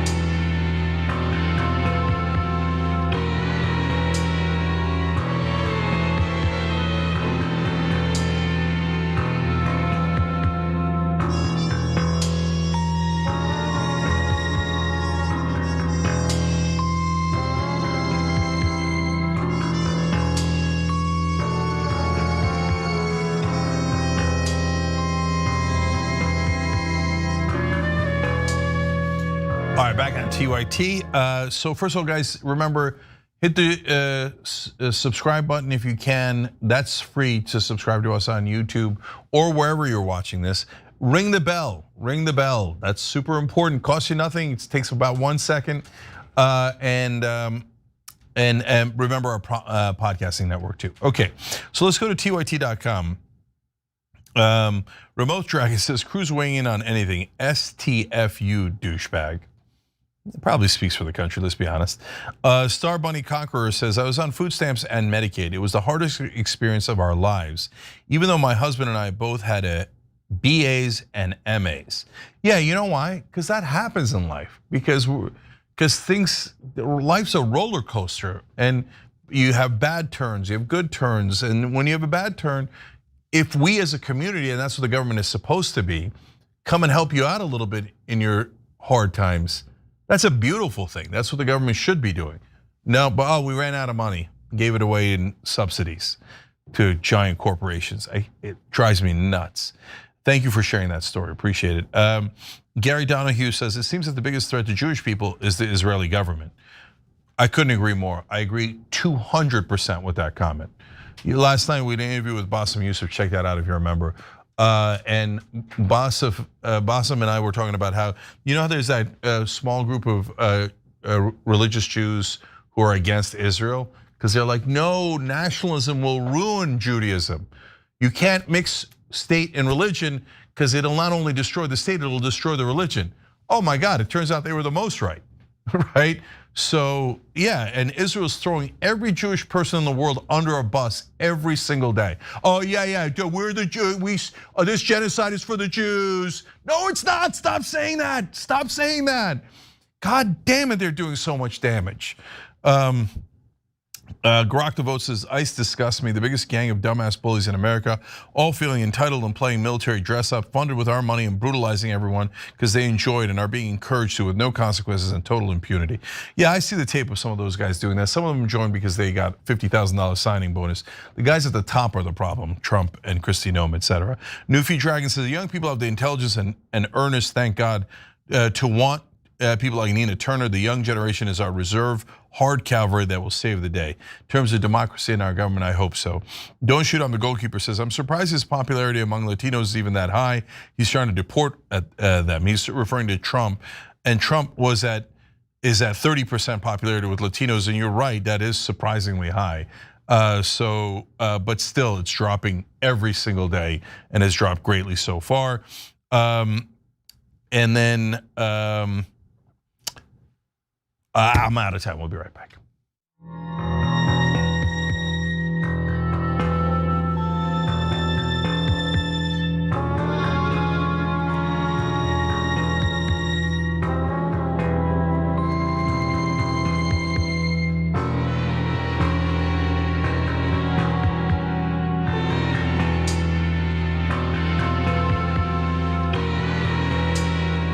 All right, back on TYT, Cenk, Jordan, and Shar Badal. Shar, thanks so much for hitting the join button and joining us. We appreciate it. Jordan, what's next? Take a look at this. We banned content with harmful stereotypes about Jews, such as the claim that Jews run the world or other major institutions. We updated our policies to recognize that the term Zionist can be used as a proxy for Jews and Israelis. We banned content claiming Zionists run the world or control the media. And we do not allow for dehumanizing comparisons of Zionists. That's Jordana Cutler. She's the director of public policy for Israel and the Jewish diaspora at Meta. And you just watched her say outright what kind of speech she's trying to crack down on, and more in a moment. But Cenk, what are your 2 cents here? She literally said, we ban anyone saying that we control the media. She's a former Israeli government official. And so that's how we're not controlling the media, by banning everyone who opposes Israel. That was hilarious. So there's more of that. She keeps saying it over and over again. So you gotta watch this and we'll talk about it. So that video is several months old, but it's been making the rounds recently on X, and that's because of what's happening to the media landscape at large. This year alone, David Ellison has taken control of Paramount, which owns CBS News. Barry Weiss now leads CBS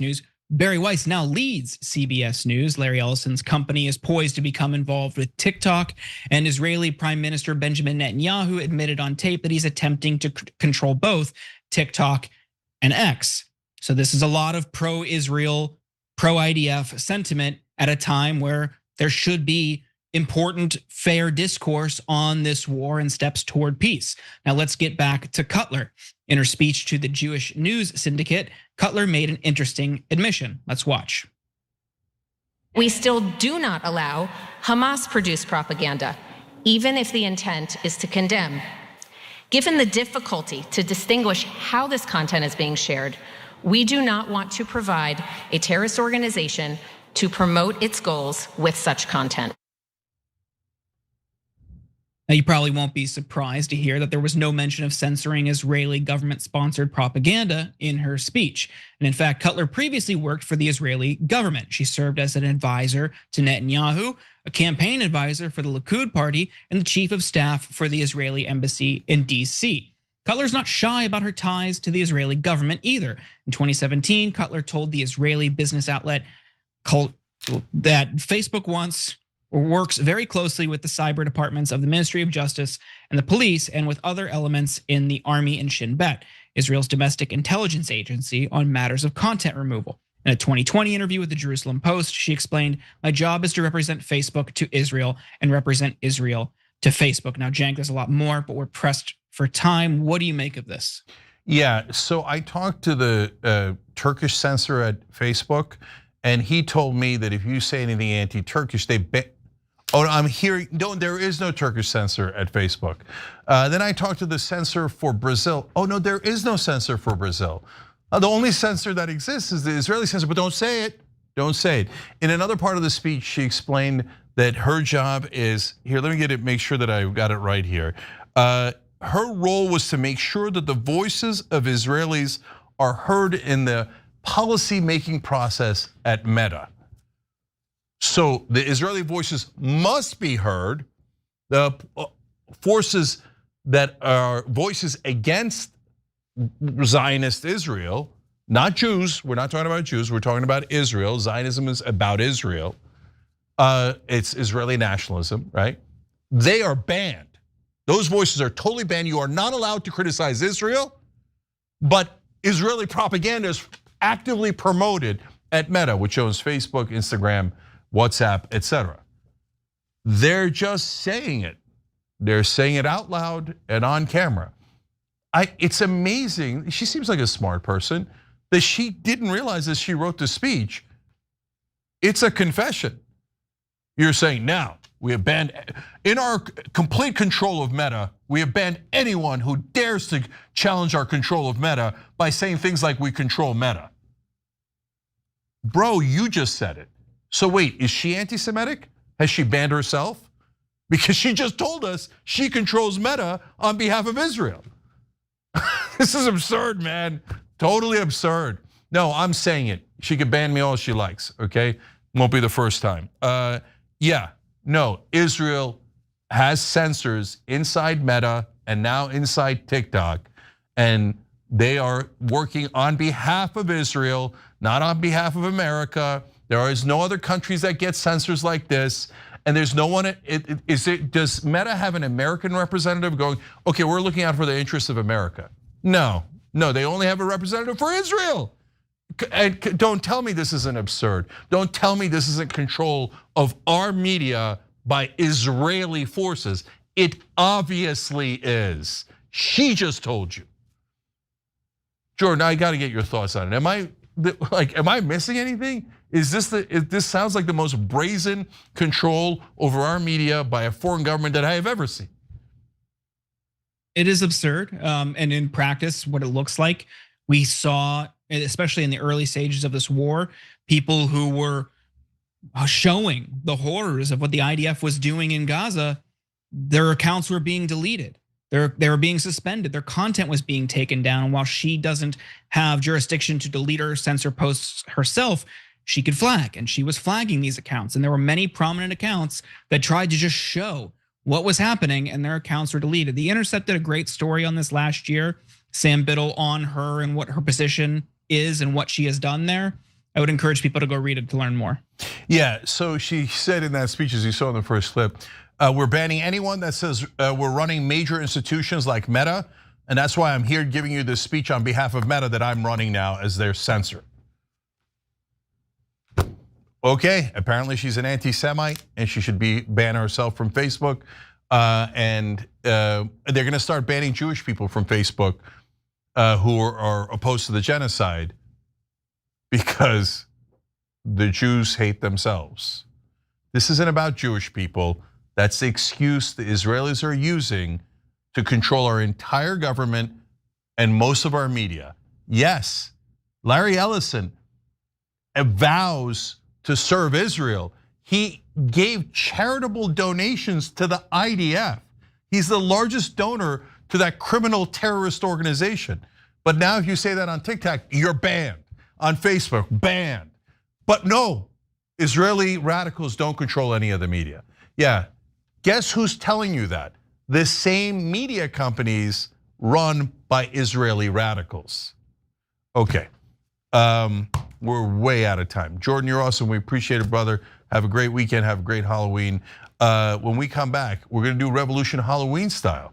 Who's the biggest ghoul and goblin in DC? And I'm gonna just have you describe a treat. All right, let's have some fun. Come right back.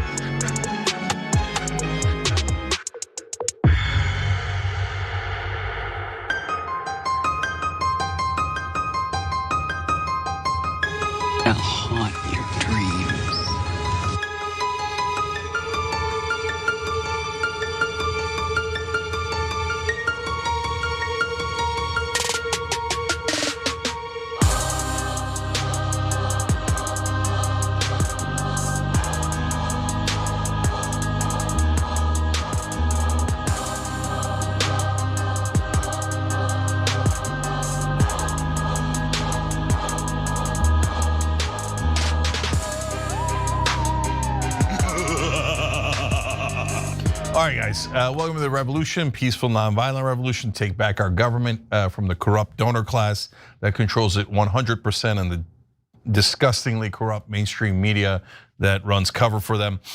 So I'm gonna give you updates today, but it is Halloween, so let's have a little bit of fun. What I'm gonna ask you guys to do is write in with who you think is the biggest ghoul or goblin in Washington, D.C.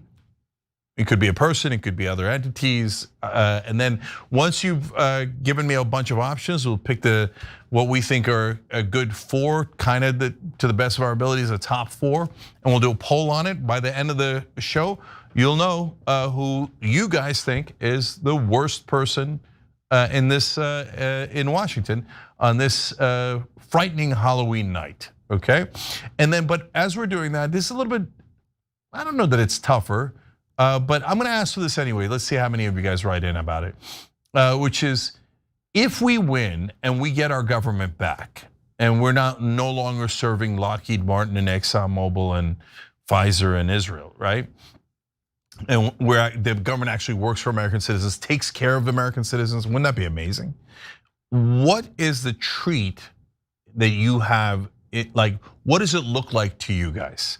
So the ghoul and goblin is a trick. The treat is, what does America look like after we win and the country's free again? Okay, so somebody wrote in earlier, from the river to the sea, America will be free. But I'm gonna change that a little bit. I like from shining sea to shining sea, America will be free. So, and yeah, I believe we are occupied. We're occupied not just by Israel, but also all the other lobbies that I mentioned. They control our politicians nearly 100%. They're almost all corrupt. And so I'm not interested in their occupation. I don't want a government run by Johnson & Johnson. I want a government run by the American people. Okay, we're gonna, of course, have updates for you guys as we go along too. But speaking of updates, we've got a big one for you guys. So going forward, the revolution or the revolution will have a new YouTube channel, okay? So I'm still doing it live on the Young Turks main channel, right? So guys, you know, Young Turks is 6 to 8 p.m. Eastern, Monday through Friday, right? We do the news for you guys. And then at 8 o'clock, I'm doing this new show, The Revolution or The Revolution, as you're about to see. And so that's still gonna be live on the main Young Turks channel. And then we often do interviews afterwards. But when we put up the video going forward, we're gonna put it on this new channel. And so let's show you what that is. If we have it, I don't even know if we have it. I might have asked for the graphics too late. No, we don't have it. So it's at so you have to put in then revel, like as in revolution. But instead of the U being a single letter, we made it Y-O-U as in you. Oh. I don't know how corny that is, but it's fun. And then of course, T-I-O-N, so the revolution, okay? So by the way, why did we do that other than being cutesy and dorks? We did it because if you say the revolution, it's like copyrighted to bejesus, like everything. Like then I got to deal with Prince's band, right? But no one has the revolution, so we have that now. So and a bunch of you guys have bought up URLs and stuff to help us.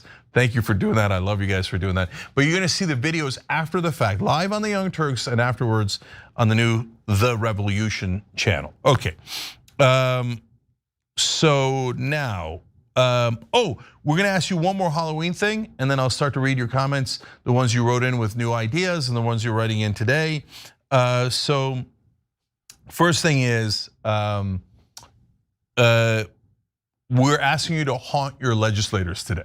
Okay, so how are you gonna do that? We already have this tool at TYT where you can write into your congressman, to your representative, and so ask him to do 2 things. One is endorse populism. That was so easy because like the populist plank is all super popular bills. Even like people faking it will probably say yes, because it'd be absurd to say no. It's like anti-war, anti-corruption, lower drug prices, lower housing prices, higher wages. I mean, if a politician goes, no, I want lower wages and higher drug prices, I'll give them credit for being honest. But anyways, ask them to do this. It should be super simple for them. Right wing or left wing shouldn't matter. TYT.com/endorse populism. And then the second one is TYT.com/drug prices. So that's the one where we're asking them support Ro Khanna's bill that took Donald Trump's executive order verbatim about making sure that we have the same drug prices as a combination of the other developed nations, so that their American citizens are treated fairly and we're not at a huge disadvantage versus other countries. So again, it should be something that both Democrats and Republicans are in favor of.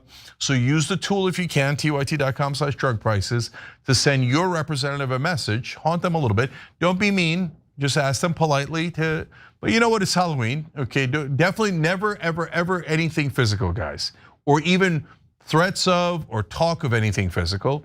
But let them know otherwise that you'd like lower drug prices and you can't quite understand why they wouldn't. Is that a weird thing where the congressional people are like, oh, a bill to lower drug prices? Well, where the drug companies would still make an enormous profit, but the Americans would get this, would only spend as much as the French instead of paying 4 times as much or 20 times as much. No, I want higher drug prices. And that's what almost all of Congress is saying now. So call their bluff, call them out, okay? Again, politely to largely, okay? All right, so now already, before I get to the ideas from today, people have already started suggesting ghouls and goblins. Kay Wallace suggests Caroline Leavitt. I'm reading this from our members at tyt.com. Yeah, she's the White House spokesperson, sure, I get it. John says, anyone who doesn't say Stephen Miller is just wrong. The real question is, who's number 3 after number 2, which is Steve Bannon, okay?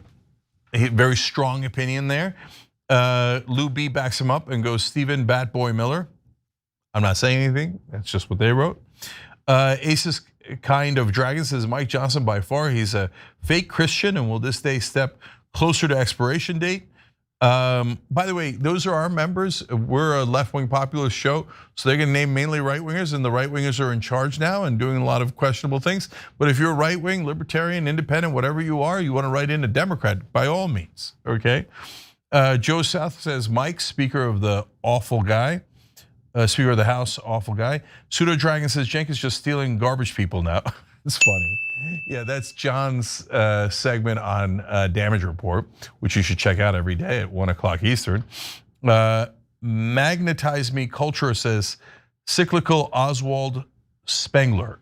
I have no idea what that means, but probably some of you do. Moonshine Dragon says, Gould, Trump, Stephen Miller, Mike Johnson. So we're putting Stephen Miller on the board as one of the 4 options because that's kind of overwhelming.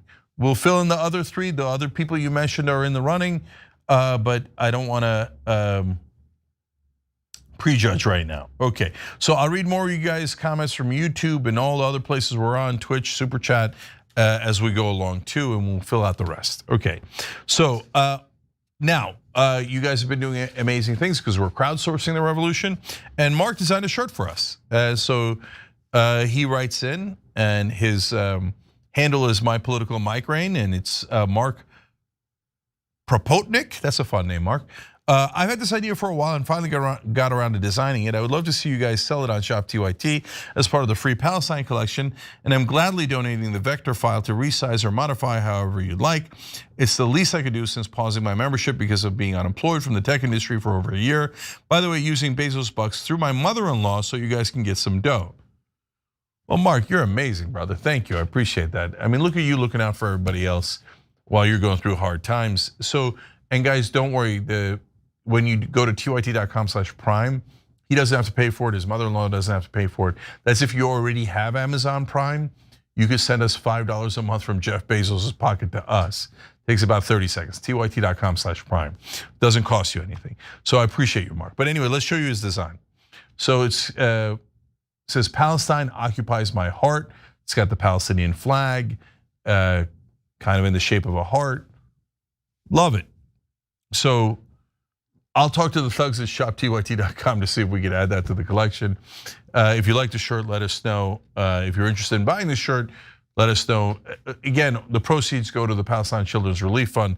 Doesn't go to us as part of Free Palestine collection there.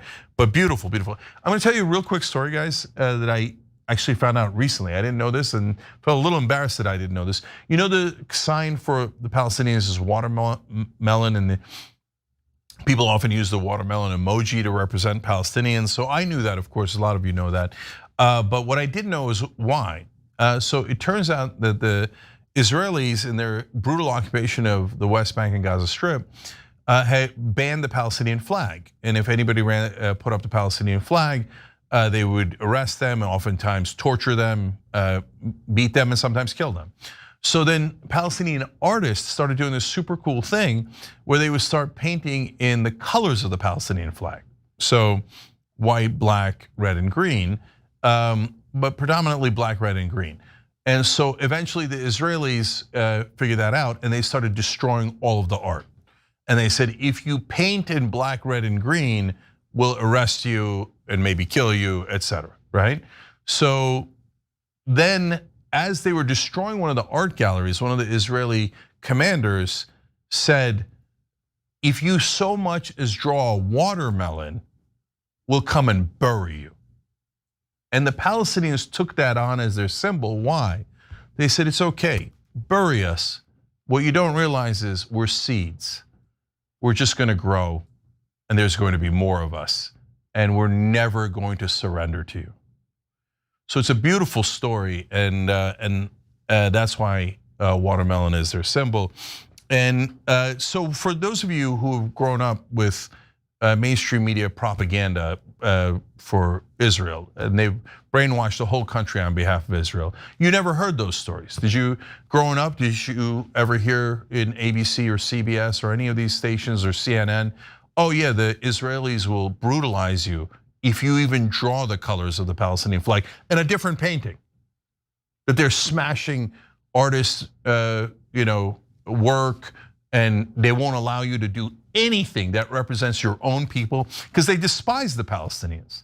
The idea for them of a Palestinian being free. I saw a video today of some lunatic pro-Israel radical. I mean, they look like normal people, right? They both look like they're wealthy women from some urban environment. I don't know. I may say urban like New York, LA, some sort of like, they looked upper class, bottom line, right? So my point is they look normal. They look like they're regular Americans. And they started talking about how we might have to flee and run for our lives here as Jewish Americans. I'm like, what?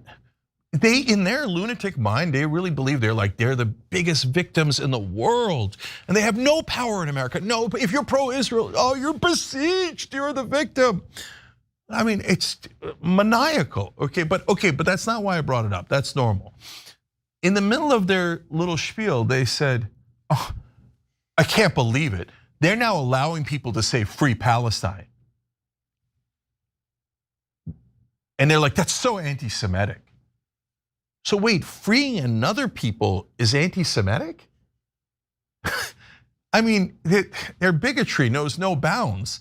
And that's why one of the first projects we started here is the kidsofpalestine.com, kidsofpalestine.com. That one already exists. And I went to it the other day, and there's this beautiful, can we pull it up? I don't know if we can pull it up. There's this precious little girl. And then I saw her picture. This is that was the point of what we were trying to do. Please don't send our money, hard-earned American taxpayer dollars, to go kill these kids. It's disgusting, right? And can we please free America from this control over this tyrannical, ludicrous Israeli government? So anyway, and we do kidsofpalestine.com because, like I said, we don't want our money going to that. And it's one thing to say 20,000 kids have been killed by Israel. It's another thing to show you the kids and for you to see it and go, oh my God, what did they do to that poor girl? There's right now, we do one of the campaigns we're doing is hashtag free our child, because Marco Rubio won't tell the Israelis to give us back a 16-year-old American kid from Florida. They basically kidnapped him.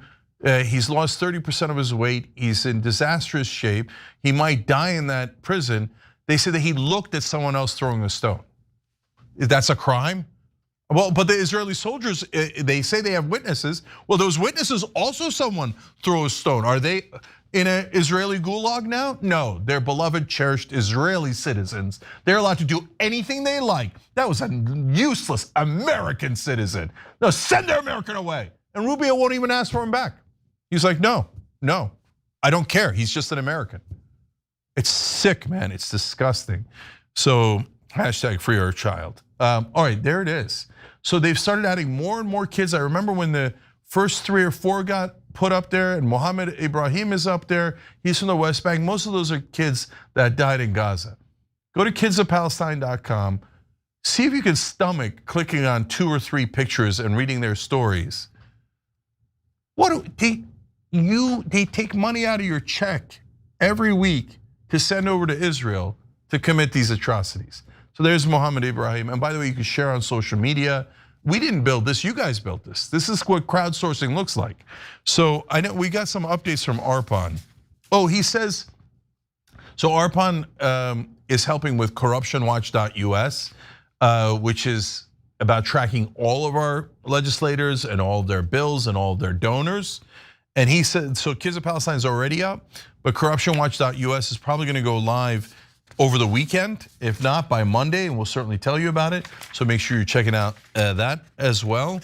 And oh, by the way, we got you guys asked us to check to reach out to Palestine Children's Relief Fund, and we did. And next week they're going to start partnering with us on kidsofpalestine.com.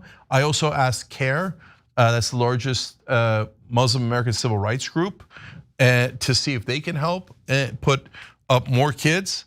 So I love all the beautiful work you guys are doing.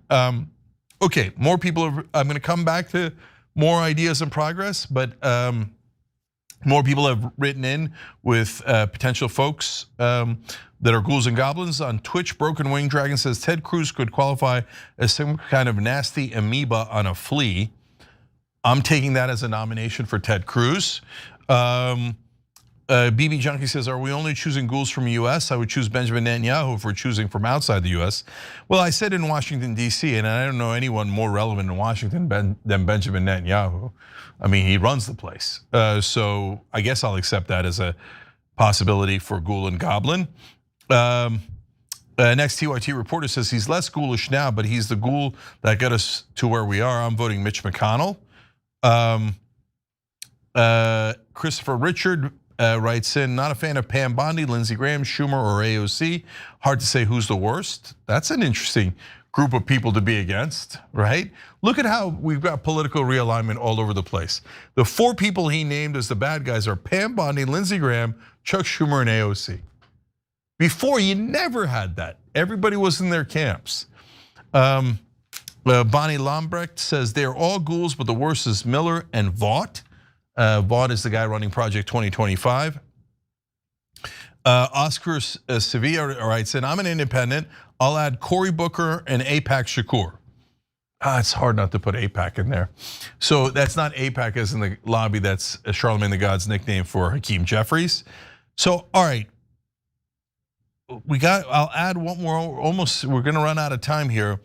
I'll add Mitch McConnell, he's been mentioned a couple of times. So now we have for sure Stephen Miller and Mitch McConnell. We'll find 2 more and then vote, okay?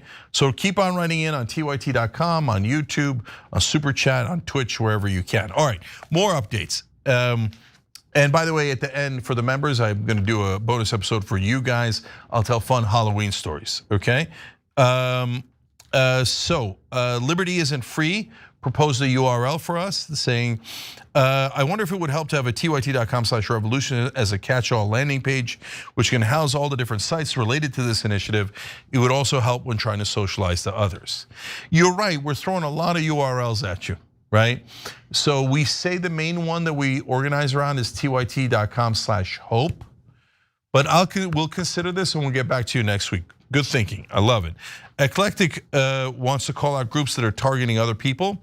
So he wrote in, call out pro-Israel groups like Canary Mission who are targeting hosts and others who dare speak out against Israel's genocide. Gather information about them without doxing anyone to expose what they're doing to harass and ruin people's lives. This could be via social media, post a segment on air, a website, or part of a website. I can help. It probably would be best to crowdsource or for someone else to take the lead. People will find out that Israel supporters are using terrorism to support a terrorist regime. They are not the victims. They are terrorizing people who are standing up for the victims. So I kind of love that idea, but with the heavy caveat of do not do what Canary Mission does. Don't dox people, don't put out their home addresses, don't do any of that, okay? But if one of you has a good idea on how to organize outing the Canary Mission people, because I don't know who they are. They keep smearing everyone. They've smeared Anna, me, just about everyone who opposes Israel as anti-Semites. And what they do is they then rile up a bunch of people thinking that we're anti-Jewish, and then the most radical of the Israeli crowd that follows Canary Mission then threatens to murder people, stalks them, and does all sorts of disgusting things to terrorize American citizens who are criticizing Israel. So who are they? Who's Canary Mission? No one in media looks, because they're like, oh no, beloved Israel, we serve you loyally. Canary Mission, you're free to do anything you want. Terrorize Americans at will. No, you're not the problem. The people you're trying to terrorize are the problem. Therefore, against genocide? How terrible and disgusting. Beautiful Canary Mission, no one find out about them. No, Canary Mission is a disgusting organization, and I would love to know who's running it and who's funding it. So don't make anything public yet, like I said, because there might be good people who are working there accidentally or something. I don't know. So I don't know how we're going to find it, and I don't know how we're going to out it. But why do we have to crowdsource media? But because mainstream media that has billions and billions of dollars will never, ever look into Israel's crimes, their crimes here, and trying to control all of us through politics and media, etc. So we got to do it ourselves, and we don't have the billions of dollars that mainstream media does. So, but we have you guys, and so look at all the amazing things you've already created. So if you could, some of you guys out there can tell us how to crowdsource this so that we could find out who's funding Canary Mission to terrorize Americans opposed to Israel, that would be amazing. All right, Roger Pugalis, thank you for joining. TYT, TMB, you as well. You guys are amazing. We love you for it. So let me see if I've got any other candidates. Otherwise, because we got to do the poll here. All right. So what I'm going to do is I'll put Chuck Schumer as the Democrat, because a couple of you guys mentioned him, and then somebody mentioned Steve Bannon, and I think it's tough not to put Steve Bannon there. Interestingly, Trump didn't make it. He only got one vote. And Ted Cruz only got one vote. So let's do the poll as quickly as we can on the live chat. So your options are Stephen Miller, Stephen Bannon, Chuck Schumer, and Mitch McConnell, okay? So who's the biggest ghoul or goblin in DC? You know, I didn't want to put Netanyahu in there. It's a perfectly good choice, but he got one vote in this really quick live thing that we're doing here. And plus, that it's too easy. I mean, who doesn't despise Benjamin Netanyahu? Oh, right, all of American media and all American politicians. The rest of the world like loathes Benjamin Netanyahu. But everybody in Washington is like, oh, Benjamin Netanyahu. I told you earlier today, somebody wrote an article saying like, can you believe how anti-Semitic Mamdani is? He wants to arrest Netanyahu just for the crime of genocide. What's the big deal? They don't even realize how bigoted they are. Okay, all right, Cicero wrote in response to Eclectic's post about Canary Mission, this sounds like a really good idea. Would you have any interest in finding volunteers to get some of that information at least some point in the future? Yeah, Cicero, we're definitely interested. By the way, these are at tyt.com/ideas. And so Eclectic comes up with a Canary Mission idea, and then Cicero responds, and you could all respond underneath. And that's a place where we collect those ideas and how to work on those ideas. So that's tyt.com/ideas. I'm gonna read one last one here as we're running out of time. So my idea is difficult, and this is from Delbert about the boycott, divestment, and sanction movement. So my idea is difficult and we need a lot of help. I think I have a way we can stop states and even the federal government from passing laws preventing BDS. The Supreme Court has already ruled that money is protected speech under the First Amendment. How can a local or federal government then say how you can spend money in a political way? So it would appear to me that any law preventing divestment would be unconstitutional on its face. He's got more, but hold on, let me just stop there. Delbert, that's a terrific idea and point.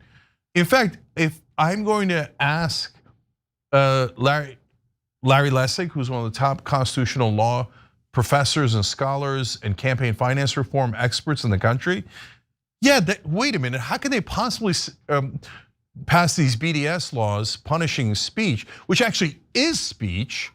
First of all, it's a massive core First Amendment violation. but also given Citizens United, where they say you can give infinite bribes to politicians, and that's just speech. So, okay, I'm speaking and acting with my dollars to divest from Israel. Like, no, you're not allowed to do that. You're not allowed to think that. You're not allowed to use your money doing that. Remember, First Amendment asterisks, unless you're criticizing Israel, in which case will eliminate you from the national conversation and ruin your life. Okay, the last part of the message was, multiple rulings have been made protecting money as speech, so would that not be enough precedent to overturn these BDS laws? I know the only way that we can stop Israel in this genocide is to hurt them financially. Hopefully a lawyer sees this and can shed more light or insight on this topic. This is definitely a long shot, but I would be willing to try anything to stop the genocide. I love that, brother, thank you. And by the way, yeah, this would hurt Israel financially, and that's why you notice that they're not passing laws at the state level on other criticism of Israel, this, that, the other thing. But when it comes to economically boycotting Israel, over 30 American states said, forget Florida, forget whichever state I'm in, I don't care about our citizens at all. We, as the legislators of this state, are here to loyally serve Israel. So they passed a law banning you from boycotting Israel. And if you do, they take away your government contracts, they take away your livelihood, and destroy American citizens that have legitimate critique of Israel. So, do I want to hurt Israel financially for the genocide that they've done so they will stop the genocide? Of course I do. Any decent moral person would want to. But the Israelis are like, oh, that's so anti-Semitic.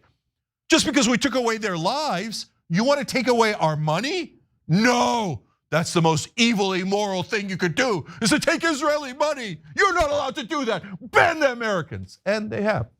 In 30 different states have banned Americans from criticizing Israel. If you do it, Ramesya Öztürk, the Turkish PhD student that was arrested at Tufts, she had written an op-ed in favor of boycotting, divesting, and sanctioning Israel. They're like, how dare you suggest something perfectly normal? You're under arrest. We're gonna deport you on behalf of Israel. By the way, Israel doesn't control America. Okay, so do we have a winner? Others wrote in Ben Gavir, but that's too much. That's not DC, that's Jerusalem and Tel Aviv. Oh, there we are, okay. Oh, Stephen Miller in a landslide. Man, Bannon's gotta be embarrassed that at 5%. Schumer got 6%, all right, Representative McConnell's still hanging in there with 12%. But man, overwhelming winner. First time Stephen Miller's ever won anything. Congrats, Stephen. Oh no, are you gonna deport me for saying that? Are you gonna denaturalize me? Oh no, a poll showed that people don't like Stephen Miller. They think he's a ghoul and a goblin. That's it, we're gonna denaturalize you and deport you. How dare you criticize the Millers? Don't you know the Millers are the elites in this country? They're the nobles, the nobility, the lords and ladies. Wait, what is Karen Miller or Katie Miller, whatever her name is? What does she have to do with the government? She's not in the government. Yes, but she's married to one of the lords in the Trump administration and working for Israel. So you have offended her. You will now be banished on behalf of the Millers and Israel, said the guys who are for America first.